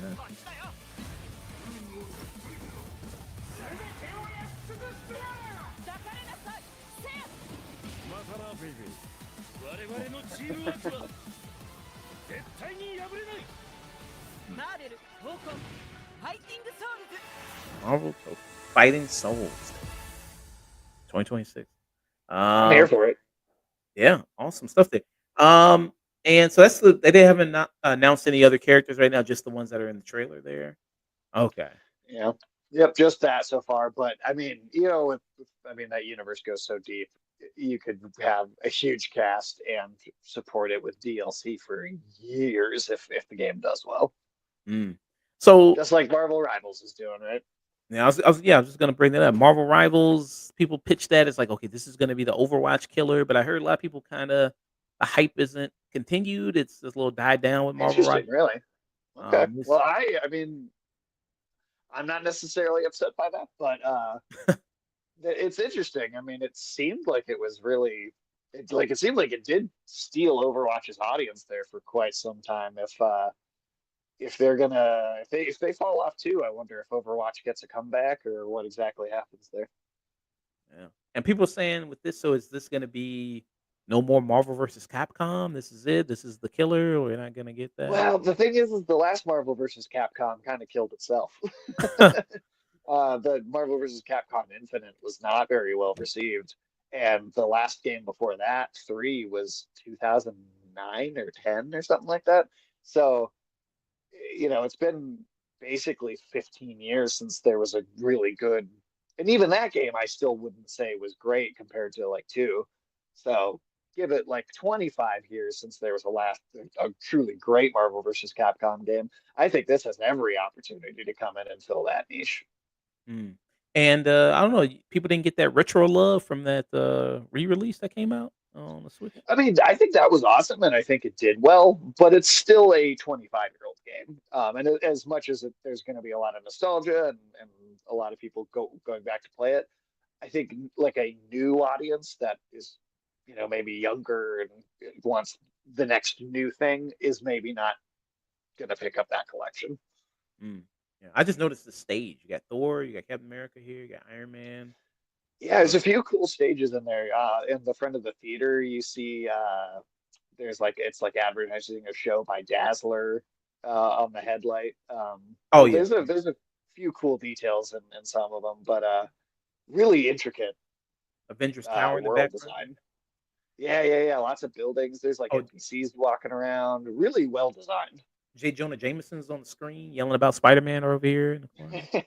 You got that. Okay, yeah, some nice, cool designs here. Let me see these other stages here. You got this. Yeah, it seems like they're still in the same place there. You got damage control right here, cleaning up after them. That's pretty nice. Yep. Kind of going on. Fogwell's gym. Is that the gym for Daredevil there? Is that, Yes, it is. Yes, it is. You got that kind of go. So that's New York there that you got that they're showing off. Okay. Yeah.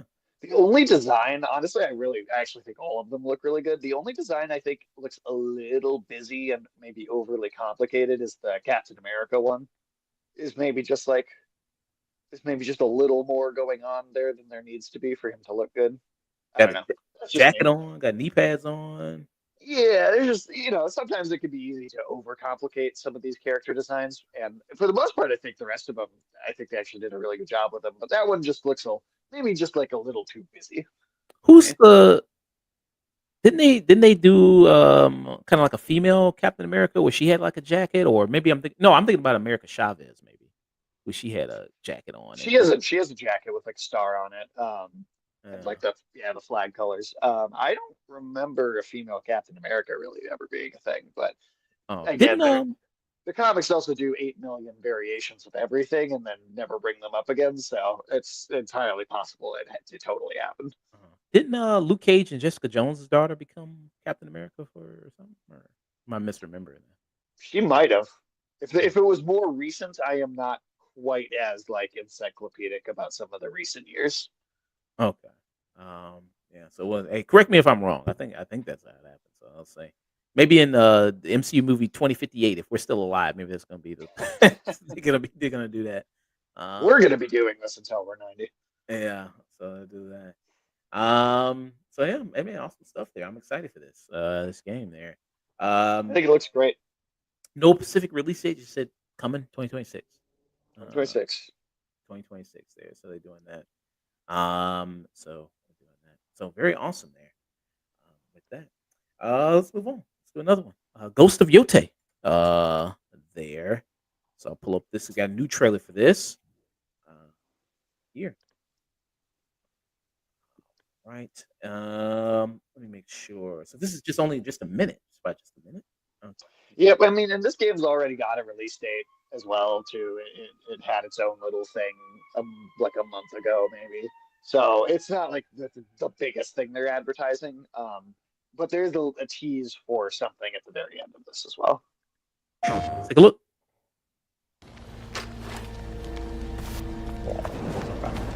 She's still a woman? Damn. I thought they were replaced. Oh.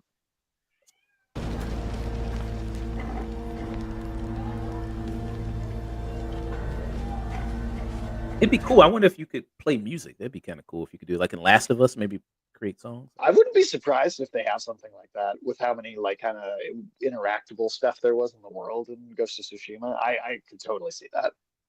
Yeah. What is that called? You know? I'm not sure of the name of the instrument.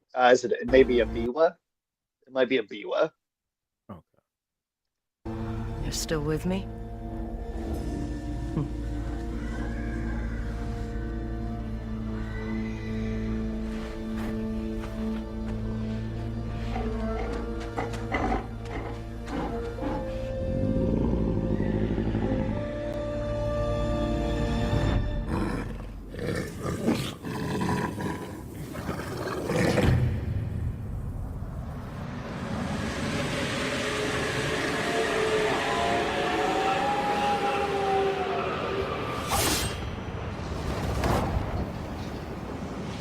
So Gameplay. yeah, when that happens, there's going to be an entire state of play dedicated like just to that game. So it'll be a whole show with that's like just a big deep dive and stuff.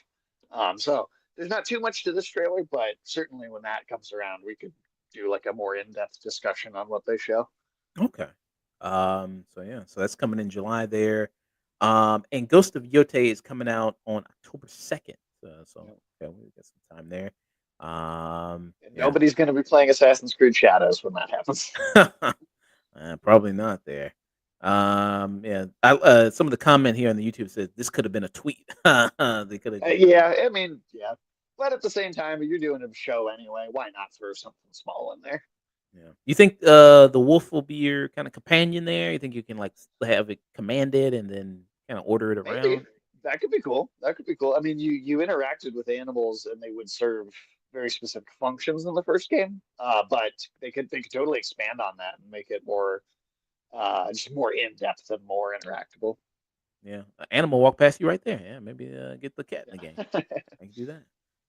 But yeah, it'd be cool if you could do that. Yeah, interact with a wolf or something like that, and then have them kind of you can have them go into missions and sick them on people there, like in John Wick, Halle Berry there. There you Fighting go. somebody. You can do that. That'd be pretty cool. All right. 007. James Bond. James Bond's getting a video game. Yeah. there. So let's It's take been a a little while. been a minute there. Didn't they do a re-release remaster of GoldenEye They recently? did, but that was on the Wii. Oh, okay. So that was like it was, and it was even a full-on remake, but even that was still like 2008, 2009. All right, let's take a look. 007 First Light here. So this is going to be prequel here is going to be focusing on the early 20s of Bond here, where he was working on that. The actor playing Bond you showed me. So it's the actor who is playing the younger version of Dexter. He's actually playing a And prequel character in that. He's young Dexter. is that confirmed? Because I saw somebody, make that like I think this is who it is. It really looks like him, but was that officially announced? I'll make sure I'll Google here. I'll do my due diligence here and Google to make sure. But yeah, I'll see there if that is the actor there. But let's take a look at this trailer in the meantime while we do that. All right, 007 First Light. Let's take a look.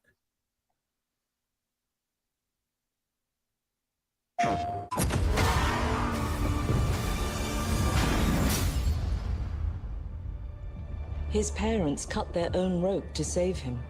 He watched them fall, then found his way off that mountain. He was 11 years old. He then started a grand tour of every major. That makes me sad. I always forget. I forgot Amazon owns Bond now. Yeah, they do. Unfortunately. I forgot. He then started a grand tour of every major boarding school in Britain. I like that actor a lot. That was the actor. I forget his name, but he was in The Did he Walking Dead. play? Yeah, I was gonna say he played Morgan in The Walking Dead. I believe that was his name. Yeah. But yeah, he's really great. I think his I want to say Lenny James, maybe. But he's a really good character actor there. He was also in Blade Runner 2049. He had a great part in that. Lenny James, that is correct. Oh, damn. Spot on there. Got him. Yeah. Awesome there. So yeah. Okay, awesome. The grand tour of every major boarding school in Britain. Always at the top of his class. Always at odds with authority. Same thing in the Navy. His superiors all praise his instincts. And they're all in need of early retirement. Nobody knows what to do with him, Mom. No, and I suspect he feels the same way. But what he did in Iceland... What he did in Iceland was insubordination. It was ill-disciplined, utterly reckless. He only survived thanks to blind luck. Give me one good reason to put him in the program, Mom. I think you just covered them all, Greenway. It's really quite simple. Bond is a bullet without a target. Let's give him one. So there we see it. And he's got like a scar. Hey. Yeah, I was like, yeah, he kind of looks like Henry Winkler a little bit from Happy Days when he was the Fonz. I could see it. The hair and everything. But I really do like that it's not any one actor from any of the films. It's not like it's Daniel Craig, or it's not like it's, the next actor they've picked or anything like that. At least we don't think so. But that it's its own unique one for this as its own take on the whole franchise. Yeah. Does he kind of visually remind you of any Bond there? You think they're trying to evoke any visually of any Bond? I mean, if he looks like anybody, he maybe kind of could look like a really young Sean Connery a little bit, but even then, I feel like it really feels like its own version to me.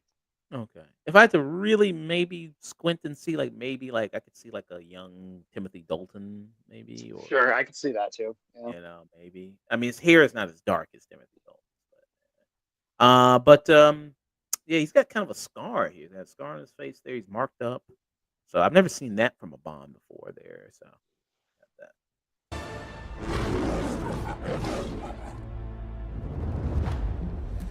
Do you have an appointment? The name's Bond. James Bond. He's with me. And you are?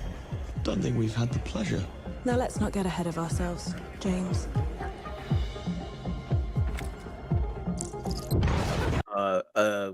Gay man from Queer Eye from the Straight Eye there is your new cue there. You got that going on. Pink Panther there. That's what Bond might need, I think. Yeah. Okay. Awesome there. So you shouldn't have.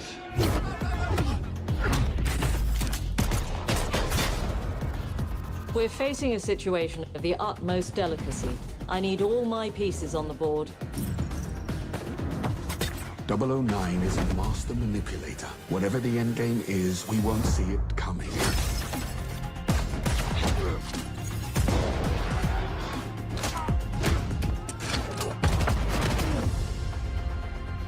Jet lag gets me every time.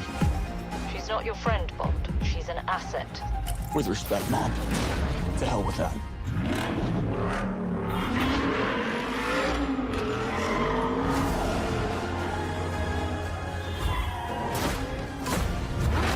Seems like a cool driving sequence right here. That's probably in the game. That seems pretty. Yeah, which has definitely not been in any of the recent Hitman games too. So that's an interesting element to throw in there.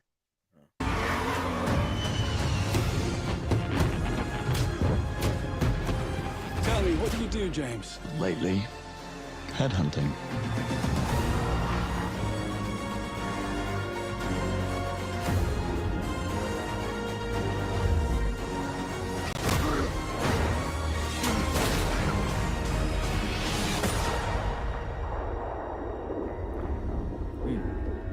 Earth light.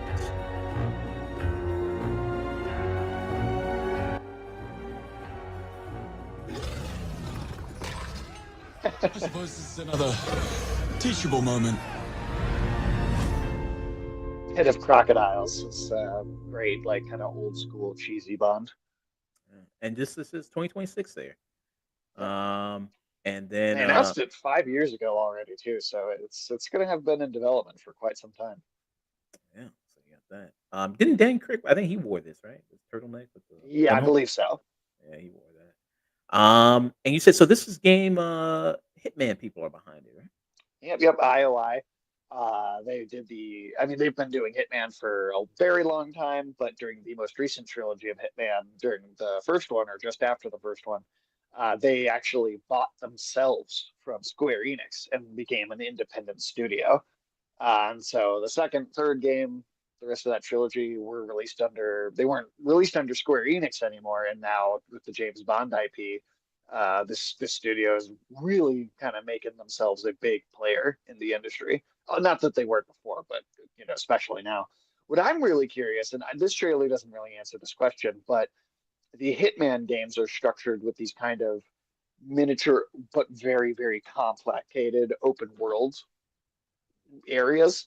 Mhm. And there's, a million ways to assassinate your targets, and you can keep going back and playing them over and over and find all these completely different things. You can probably beat those Hitman games in like, 2-3 hours if you were just playing them through once each. But the real fun is how many times you can go back through and do all these completely different things and explore and find all these things.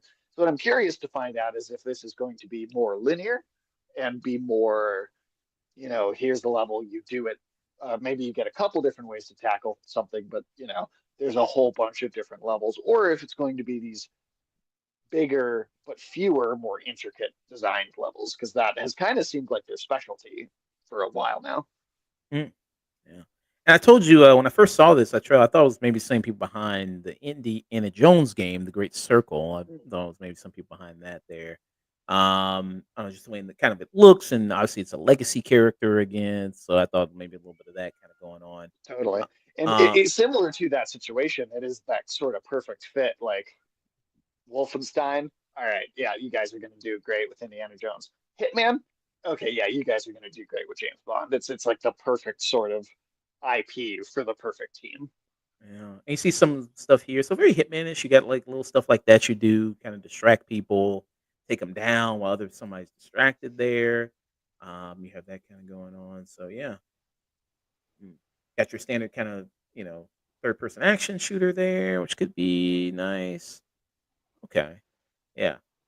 Just depending on how the level design works out there and how it's Yeah, that's that's kind the biggest question because that's of, the most unique thing about those Hitman games compared to other game franchises, especially other like stealth or spy espionage games.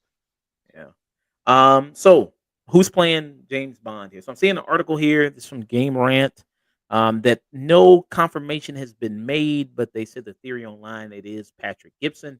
Patrick Okay. Gibson, who was playing Dexter on Original Sin And this is the actor right here. So he's playing the young version of Dexter Morgan there on the prequel series. Dexter the franchise, Dexter the in the Dexter universe, their connected universe, because they're doing a prequel series, a reboot sequel series, because he's coming back, and then they're doing a spinoff with John Lithgow's character. So it's like the Dexter connected universe. Okay, sure. Showtime doesn't know what they're doing or what to make at this point, because they're trying to basically hinge their entire platform off of Dexter spinoff. Yeah, so you got that kind of going on. I believe I also saw that not only is he coming back, and then there's the spinoff about John Lithgow, they're doing still multiple seasons of the Dexter when he was in high school show. That's its own prequel series. And they're going to do like a separate show about the son or something like that. So that's like 4 or 5 Dexter shows. Jesus Christ. Okay. Wow. Sure. Why not go for it? Damn. All right. I mean, they're burning their money. I mean, I'm not losing anything. Yeah. I guess Showtime. They ain't got nothing else on Showtime they could do. I guess not. Yeah. I mean, really, Showtime has never had like that many big hits. I mean, there's been a few. You know, it's not like they've never had any, but you know, I mean, can you think of more than a couple? Didn't they have was Shameless? That was theirs, right? Shameless. I think Shameless was theirs. That's one. So that's two with Dexter. I was a huge fan of Penny Dreadful, but I feel like that was not the most mainstream show. So I don't know if you count that or not. Homeland was pretty big for him. Homeland, that's true. Homeland was big. So there's 3 like big ones. Yeah, so that's pretty big for him. So they had that one. Yeah. So currently they have The Shy, which is on right now. I think I saw like the first season of that show. I'm not even sure if I know about that. Yellow Jackets. I love the first season of Yellow Jackets. I did love the first season of that. I still need I need to see that still. I've had a couple people recommend it to me. I've never heard of Super Pumped. I've never heard of that. I've never heard of The Agency. Yeah. Maybe that's a spinoff of Homeland. Maybe. I mean, like Dexter. They can make 5 spinoffs of it. It's got a great cast though. I'm looking at it. It's like Michael Fassbender, Jeffrey Wright, Jodie Turner-Smith, Catherine Waterston. Interesting. It's got some The name's a little generic, but if the cast is good and they've got a good script, then I'd be willing to give it a shot. Richard Gere. Oh, maybe. I don't know. Seems. I mean, it's good cast. Good cast. Okay. But all right. That was First Light there. All right, let's move on to another one here. Let's move on to another game. You want to discuss Metal Gear Solid Delta Snake Eater? There. Let's check out this trailer for this one. Very, very nice here. So this is a gameplay trailer. Get a little bit more of that fresh gameplay. Let's take a look at this trailer here. Patrol here. We have evidence of an enemy intruder. Commence alert formation. Acknowledged. Sending reinforcements. Use extra caution. That guy? I know he's close. Where did he go? I love that. We've lost sight of the enemy. Find him. We're under fire. Enemy What's happening to that dude right there? Oh, what's that? What's happening to that guy right there? We're under fire. So I recognize that animation, actually. So there's a few distraction tools that you have in these games. And one of them is like porn magazines that you can leave on the floor to distract guards. Okay. And he's gyrating to the magazine in that shot. Oh, okay. He's coming in his pants. Okay, gotcha. That's exactly what is happening. Okay. Jeez, all right. Enemy position unknown. Oh, there's Raiden right there. Yep. Okay, got him right there in the back. You have to dress up as because everybody complained about Raiden so much, or Raiden so much after 2, that Hideo Kojima put him in as a bad guy that you like knock out and steal his like face as a disguise in this game. He's also like the lover of the main villain, and so you dress up as him, and then the main villain like he figures out that you're not that guy because he grabs your dick and he's like, I don't recognize that. Mm. That's the whole thing. So is Ray? He's bisexual, right? Well, this like character that's there is like a kind of a stand-in, but I mean he could be. He's incredibly, I mean, androgynous the way he looks. He could easily be. I mean, who knows really? It's all fluid. Everything's fluid there. So Well, there's that vampire character that's definitely very much is. Position unknown. Loading like this, it's a revolution. All right, Commander. Good, baby. you see some of the boss battles in here. Yep. Get a look at the Cobra unit. Yeah, good look at them. You got Ocelot right here. A young Ocelot. Yep. All right, Commander. Good, baby. Fury. Pain. The Fear. You won't get away from me. Time for you to taste some real pain. What's the matter? And everything is pretty much going to be the same, pretty much, just with a kind of fresh coat of paint. Yeah. Like the geometry of the levels is literally the same. I mean, it's literally the same game. Just the fresh coat of paint, and then probably the biggest real change is the controls. Like they have done, I think it seems like a lot to make the control scheme of the game feel like a modern game, or feel maybe more of, say, how 5 feels to play. And so that'll be like the real key difference in the experience. Because I mean, even the voice acting it's the same audio recording from the original. Like they're not changing that. The only change really there is that they brought some of the actors back to do different tutorial readings because obviously the controls are different. But even then, you have an option to change it to the original controls if you prefer that. So Did I don't know if I asked you this before. Did they get paid again, or the people that came back did. I don't know if the people who did the original line recordings all did, but I've seen several of the voice actors doing like new promotional material for this game, like doing interviews and getting together in a panel. I'd assume they wouldn't do that if they were being totally snubbed. So. For here, go back to your own world. Tomorrow. It's just a ghost. See you in hell. damn, what the hell is that? There's Colonel Volgan right there. See you. Okay, He's got like crazy electricity powers. gotcha. In hell. I'll grind you into nothing. What the? He's beat by jujitsu. Huh? He's beat by a little kung fu. Oh yeah. Martial arts. And this already had a release date too before, so and then there's this part. Gotcha. Gotcha.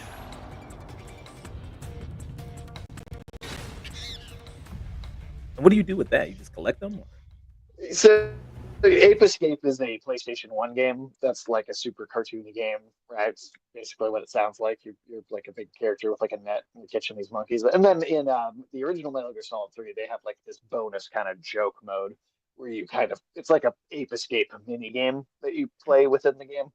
And it's kind of significant to see this just because when they did the like remaster of this game on the PlayStation 3 and then the more recent remasters, that mode was, I think, removed due to like licensing or something like that.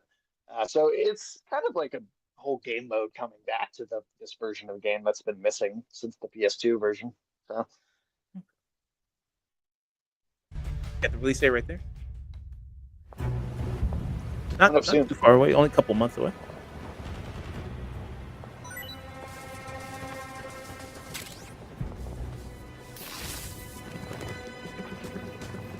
Very cool. They're showcasing the camo effects there.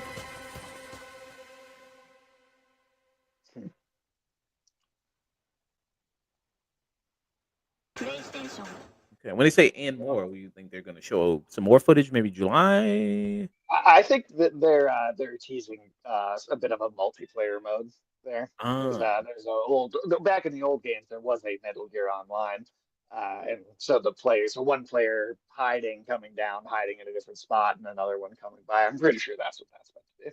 Did you play that? I never have actually. I'm such a stickler for like my single player stuff. It's so rare I touch multiplayer things. Okay. But yeah.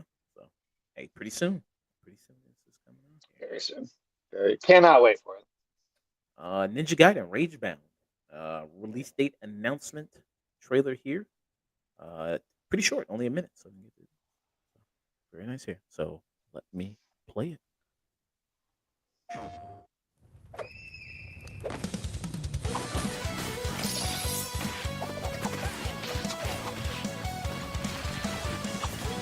Are you planning to play it? Because they did do a kind of a re-release of Ninja Gaiden. Are you going to play that on stream? I would like to at some point. I just haven't had a chance to get around to it yet, but I definitely want to.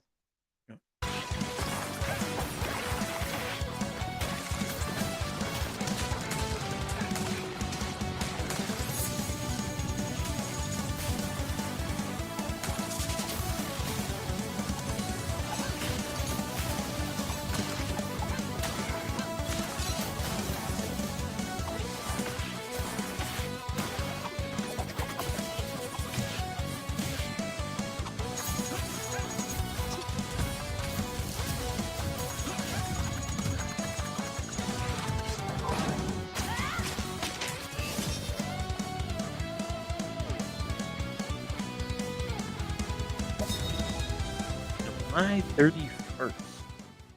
Coming out real soon too. I mean, I think this looks awesome. I think what's cool about it is it feels like similar to the Prince of Persia and the Lost Crown game from last year. It's it's a long story franchise, kind of getting back to its roots a little bit. Your old school Ninja Gaiden games did start out as that kind of 2D action game feel, and graduated into 3D, and like the most famous ones are like the 3D ones on like the Xbox and stuff. But yeah, I think it's really cool to see it go back to that old school style. And since we're getting we got the remaster of 2, they're doing it 4 also late this year. This is just coming out. It's like Ninja Gaiden is having like a whole renaissance. Do you think will be something you would want to play on the console, or would you want to go more to the Switch? This seems like because I think for like for more side scroll beat 'em ups, I more go for like playing it on the Switch rather than getting on the console. I mean, the Switch is a great system for games of that type. The only problem is, even when it's a game of that type, the PS5 is still going to have better performance. Even though it's like in terms of like the structure of the game and the style of it, I agree. It does feel like a game you'd want to play on the Switch just because of the way it works. But the PlayStations or the Xbox, you're just going to get better performance out of them. So. But cool. It harkens back to a period that we get a lot of great side-scrolling beat 'em ups there. There is that they announced what we were talking about that last one, that X-Men, or was it Marvel, the beat 'em up? Marvel, what was it called? Cosmic Force or something like Cosmic that. Marvel or Cosmic Warriors or something like that. That one that looked pretty interesting. Cosmic Invasion. Cosmic Invader there. Yeah. And then are they going to do another one for TMNT, or did that already come Well, we out? have the one not just recently. Okay. The Shredder's Revenge, and then that got some DLC, and that team is part of who's working on the Cosmic Invasion game, the Marvel one. So who knows? Maybe another one after that. But I mean, yeah, it's a great genre, and I feel like it's definitely being tapped into. Yeah.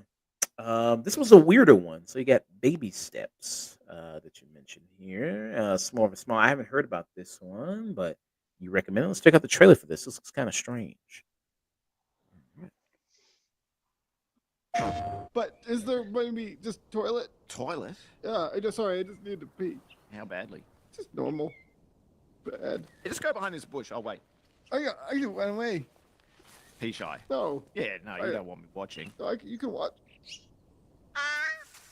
This is Devolver Digital. Okay. I feel like I've heard that name before. What else have they done?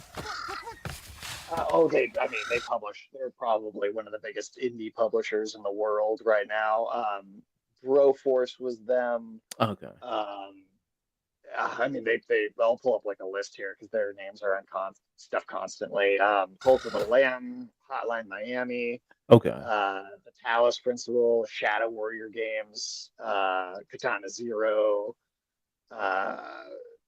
Carry On. I mean, it's Fall Guys as them, Angerfoot. There's a lot. They do a lot. That Neva game I did a review for last year.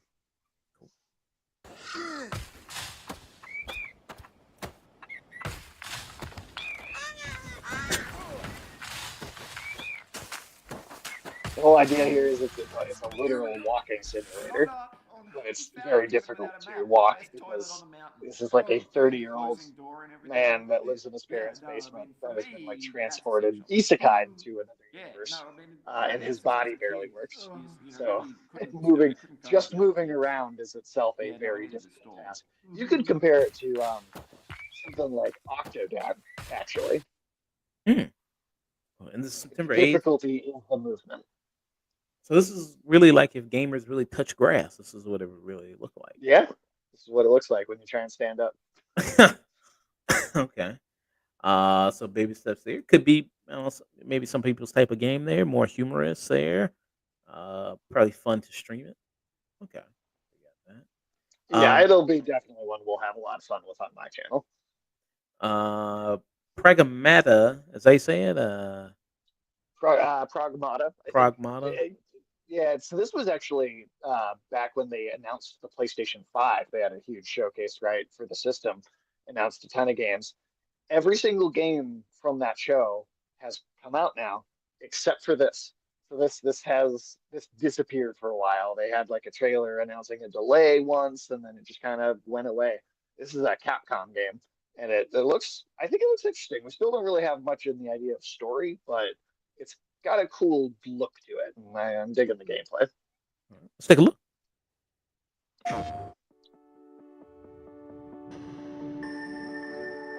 The future. It isn't just a dream. It's a promise. One we're turning into reality. With our third generation of Luna Filament and advanced generative AI, we're reshaping the line between dreams and Still looks better than Cybertruck. I give it that. shaping the line. Yeah. It's a little more between functional. dreams and reality. We create life for our future. Delphi Corporation.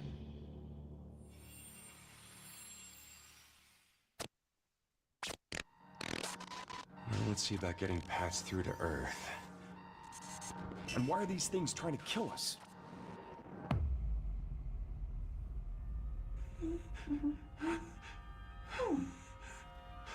There you are. All better. I wonder if this game is mad that movie Megan came out, took the design. I wonder if they're kind of mad about that. Yeah, that's it. Hey, well, they delayed the game for several years. So, I mean, the trailer, the first trailer for this was 2020, summer 2020. When did the first Megan come out? That was like 2022, I want to say. Oh yeah, so they definitely stole it. Oh yeah, they definitely. Like, yeah. You patched me up.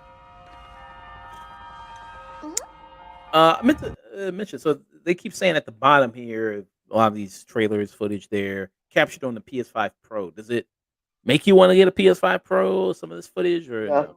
Oh. I'm not spending $700 on another PS5 when I've already got one. Patched me up.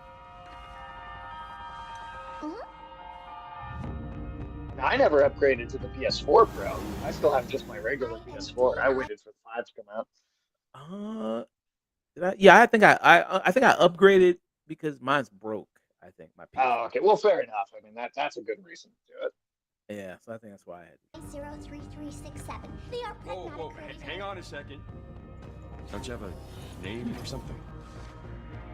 I'm good. Get behind me. Master Blaster. I think I can help. The spacesuit reminds me a little bit of like Vanquish. Okay.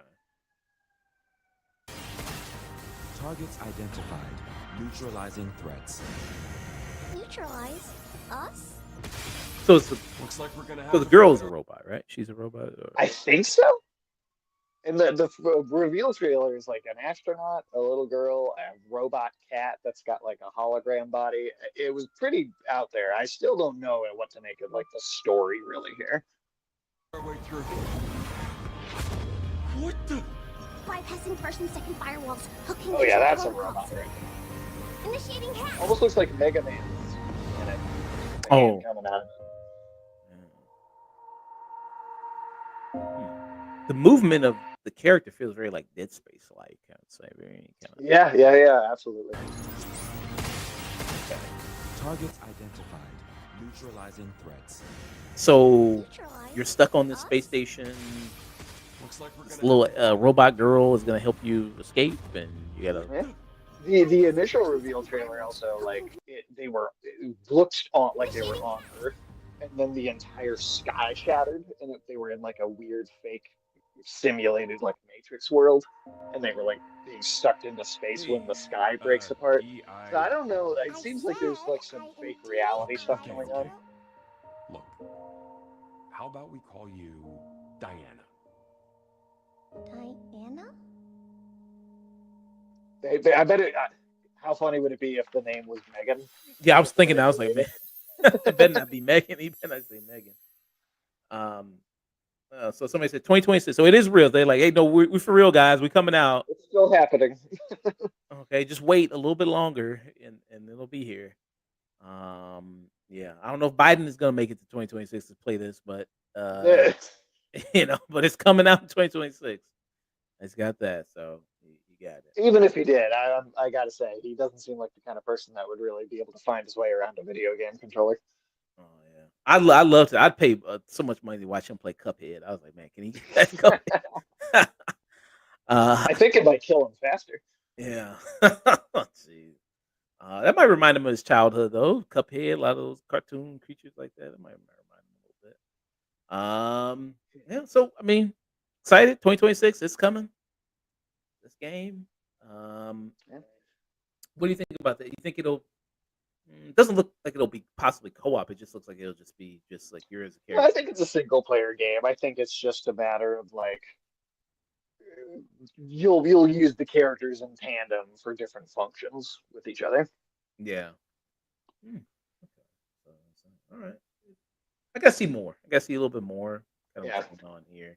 With That it. I would recommend going back and watching that first reveal trailer because that was really like, wow, like what is this? And then this is like cool, like I like it, but as an extension of that initial trailer, that was the one that really sucked me in.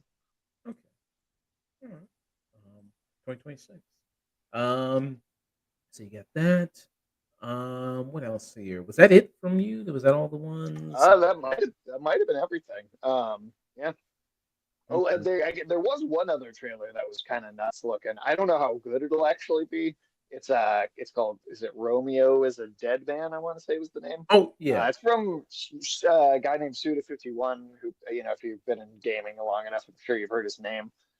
He always makes these very weird, very nutty games. The only thing is a lot of them tend to not have the greatest like gameplay and controls, but they always have these very distinct styles and aesthetics and visuals going on.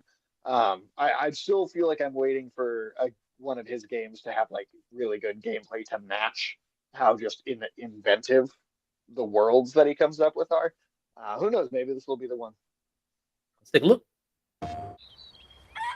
Romeo is a Dead Man. Oh, hey, today is Saturday, which means curry time. Awesome, I love curry. Speaking of curry, apparently the current president is actually a humane. What does that mean? It's okay, I'll get it. Curry time. Romeo! Romeo, stay with me. Grandpa, I'm gonna die. Romeo, listen up. You're gonna die in about 15 seconds. Seriously? Seriously. Don't worry. I made this just in case. The Dead Gear life support system. Don't move, okay?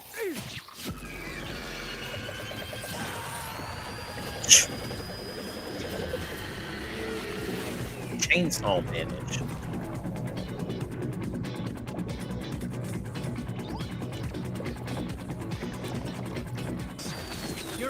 already half dead.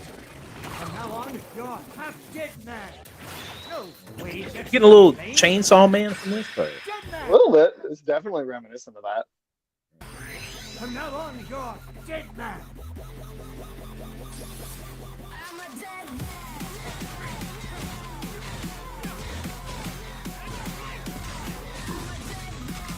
Okay. Weird creature design.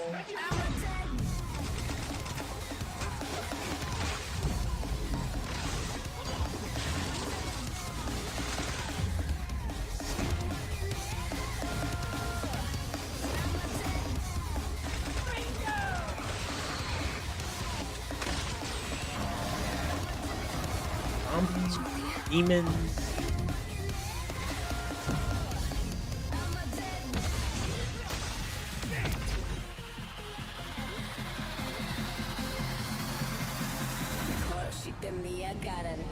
Romeo is a dead man. Coming 2026. Maybe. This is my favorite one. I like this. This is my favorite Reminds one. you of this guy a little bit. Yeah, definitely. Yeah, I would say that. Yeah. He said, yeah, maybe. Maybe, he says. Maybe. Huh? That was Grandpa's voice. Are you like a spirit? I'm on your back. What?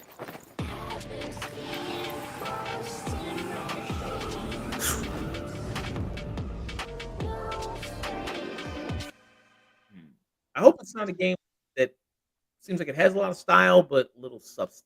I hope it's not. That's always kind of for me been the issue with Suda 51 games is I think they always have great style, and then I try and play them and I bump up against the gameplay and it gets kind of clunky and tiresome very quickly. I'm always I think he's a great creator and I'm always hoping for him to have a game that feels more well-rounded. But who knows? Who knows? Maybe this will be the one to finally do it for me. Okay, so games that he's done here, Let It Die, he did that. Yep. He did No Shadows More. of the Damned, I think, was him. We said? I believe Shadows of the Damned was also him. Let me see. Shadow of the Dam. Let me look for that one. His catalog. Yes, it was. Yeah, Shadows of the Dam was him. Oh, okay. So okay. I see a lot of that too. Lollipop Chainsaw. I see a lot of that in here. Killer 7, I think, was him. Yeah. Wasn't James Gunn on that too? Lollipop. He was involved with that one. Yeah. So he was in that involved in that. No More Heroes. Okay, that makes a lot of sense too. No More Heroes.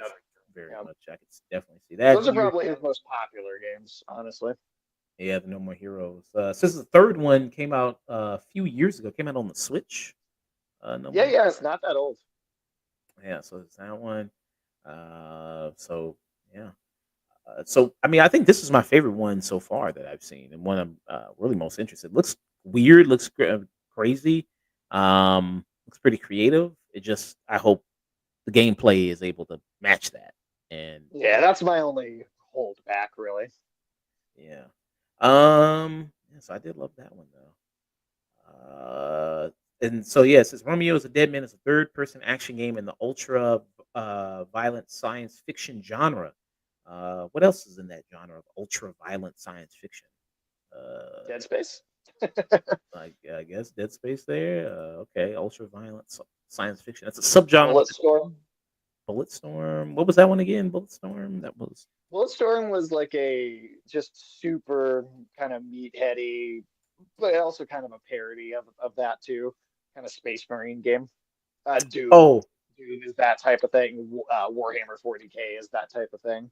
Yeah. Okay. Yeah. Very. Oh yeah, I remember. Okay, now I'm looking at it. Okay, now I remember Bulletstorm. Okay, we got Doom at home, and it's Bulletstorm. It did have Steve Blum as the voice of the main character, so Spike was in it, and he was very funny.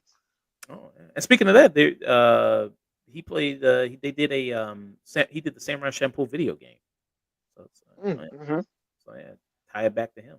Okay, which I've never played the video game. Sidetrack. I haven't either. Back on the PS2, right? Yep, PS2. What else we got? We got Bloodstained: The Scarlet Engagement. I don't know if for me personally. We have that. It's a new entry in the Koji Igashi's Bloodstained franchise. I've not heard. It's kind of meant to be like a spiritual successor to Castlevania, but for me, it's a little too heavy on the anime aesthetic. It doesn't quite capture that for me. Okay, it's a Metroidvania style game, multiple characters, Yeah. costumes, and more. Okay. Let me see a little bit of it. Let me see. I do like Metroidvania style games.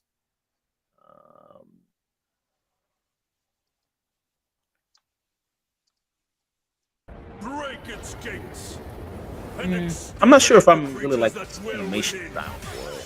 Yeah, I'm not. I don't know. Maybe for like a This mission. side scroller like this, I'm not sure if I like the animation. You will face horrors beyond your darkest imagination. But there's that. That's coming out in 2026 as well. Digimon Story Time Stranger. There's that. Next came a trailer for the upcoming RPG Digimon Storytime Stranger. Gameplay shown included a boss battle against Perota Man, multiple cutscenes, and a strange, colorful block-filled area. It's coming out October 3rd. So it's coming out this year. Digimon Time Stranger. It's gonna get crushed by Ghost of Yote. Oh yeah, it's just coming at the same time as that. I don't know, man. I mean, there's a lot of diehard Digimon people, man. Like, love that Digimon. Hey, back on you, agent. I'm just not necessarily a fan of the like kind of JRPG style of game this is going for, but you know. Yeah. Okay. So it's, yeah. Okay. Typical kind of JRPG type thing going on. Okay. Got that going on. What else? Final Fantasy Tactics. It's a remaster of an old like god game from like the 80s. Okay, so there's that. This is an enhanced version and classic 1997 PlayStation 1 version, PlayStation 1 game there. This new updated version will be available in one package on September 30th. Hirogami, there's this, which is a 3D action platformer inspired by Japanese art of folding paper or origami. That one does look like it could be interesting. I'll say it's got a very distinct art style for sure. Okay. Have you ever done origami? I mean, a little bit when I was a kid, but not. I mean, I've never dedicated time to it. Does that count as origami if you did the like thing and you folded and you put the number in it and you colored it and then like you did that? I don't know if that is considered origami, to be honest. Yeah, I forgot. What do you call that? This was like way back. What do you call that game? Shit. I call it having no good choices. Yeah, it was like, This kids today probably don't do that anymore. But yeah, back in the day, girls at my school were always trying to get you on something. Yeah, used to fold it up and they used to put numbers on it. Damn, I don't know what exactly is the name of it. I forgot what the name of the shit was. But yeah, so you got that. But this looks cool. This looks interesting there. Okay. I just want to see this because this looks fucking stupid. Everybody's golf hot shots. Okay, let's just see this. And what this is all about here. Because this is kind of crazy. This is from Nintendo here. Okay. Let's see.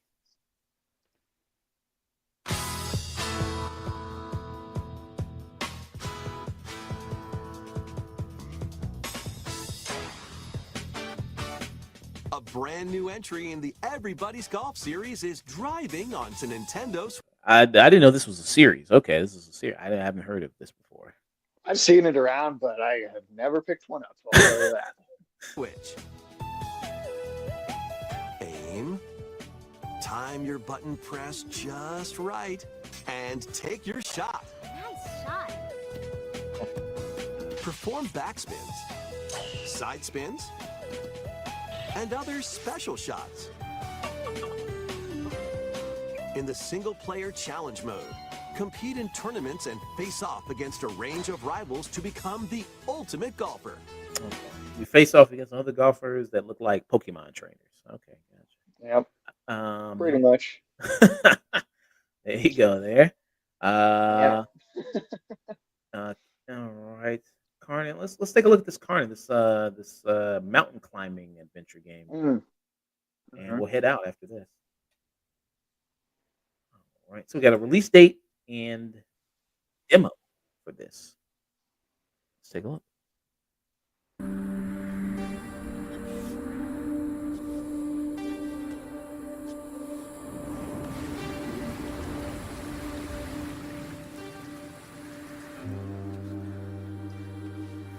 That's a lot of stuff to lug up.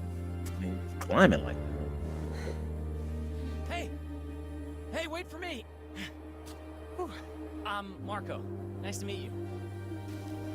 that. Why would you shake hands while you're just hanging off a mountain? I don't know. Wait a minute. You're Ava, right? I mean the Ava?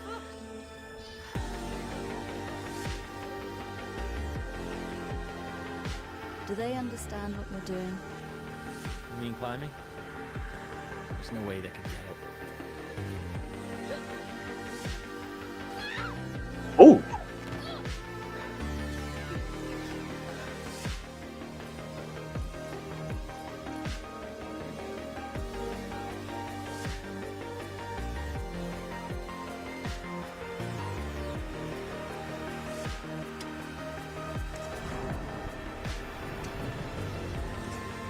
I don't know how you do it.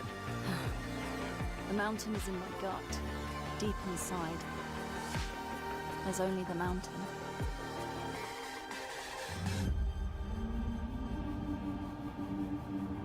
I'm kind of intrigued about this, especially like some of the climbing stuff, and then when she's in the tent, how you have to kind of like equipment and bandage yourself up. That seems a little interesting. Yeah, there's like some real survival mechanics going on there. Yeah. What do you think about it? I mean, I think that this game looks like it's very well designed, very well put together. It's graphically very beautiful. The dialogue that you get a bit of sounds very grounded, very real as far as the delivery goes. I just don't think that I'm going to be part of the niche that this appeals to. But I think there's going to be a group of people out there that this game is like a huge, huge, like 10 out of 10 game for. Yeah. Do you think the same people that would get Baby Steps are the same people that would get this, or crossover appeal there?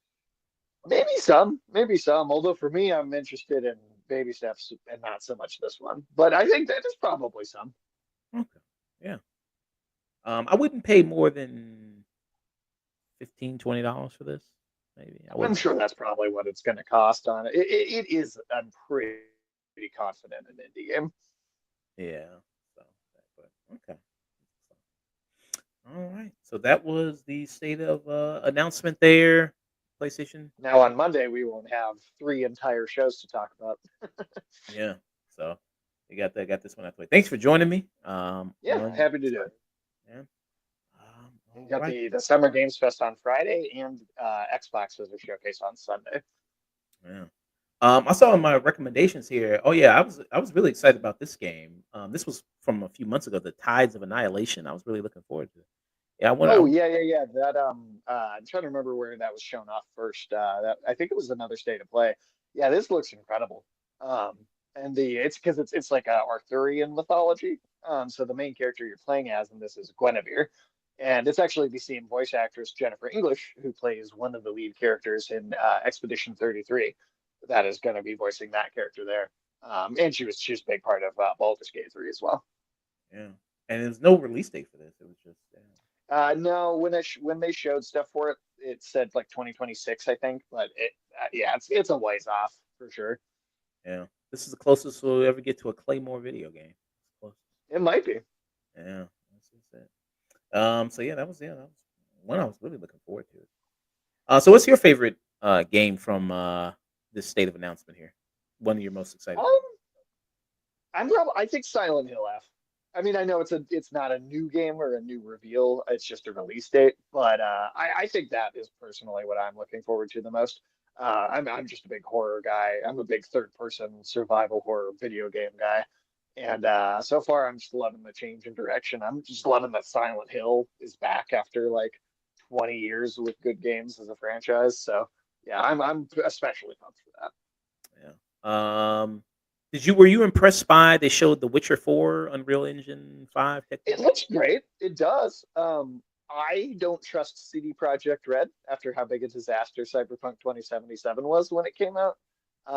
And also The Witcher 3 was just I think it's a great game, but it's also like 300 hours long, and that's not doing everything. That's just playing like the main story.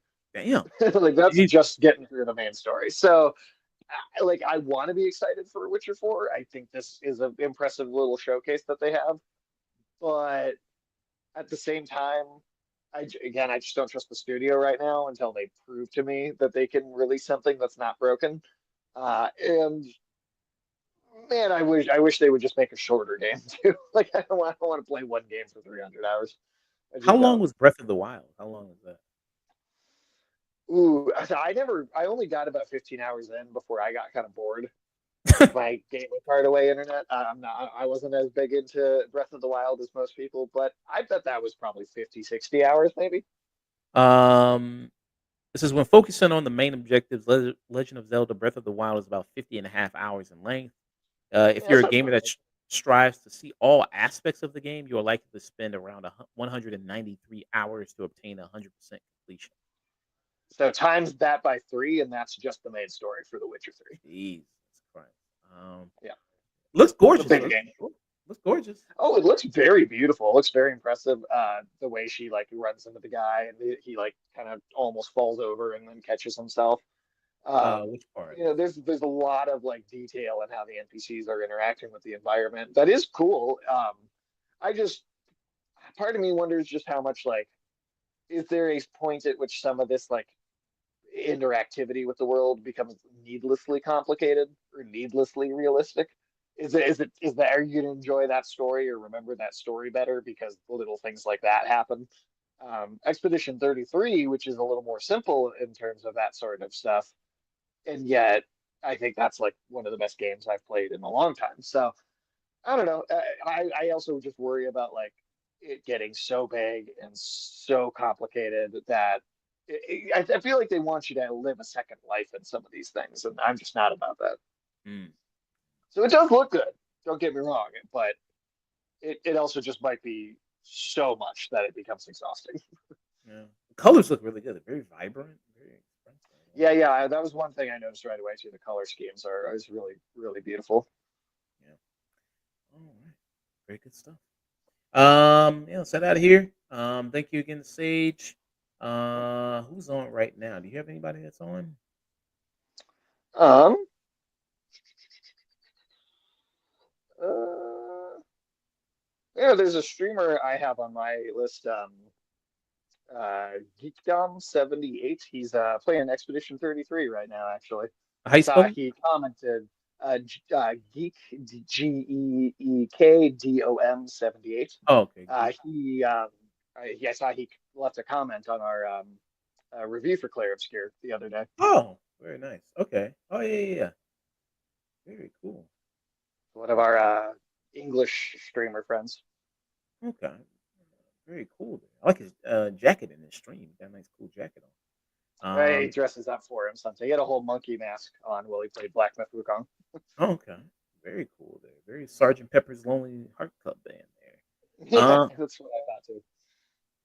All right. Hey, Sage, let people know they can find us. You got going on. You got coming up next, man. All the good stuff, man. Yeah. Find me over at Rated M for Your Maturity on Twitch, YouTube, Twitter, all under that exact same name. We are playing Expedition 33 on Tuesdays currently, 2 p.m. Central Standard Time. Only one more week of that. I'm actually surprised at how quickly we've worked our way through it, but that's what having all the New Game Plus upgrades does, I guess. After that, the following week, we're going to be moving on to Indiana Jones and the Great Circle, which I'm very excited to do. Very cool.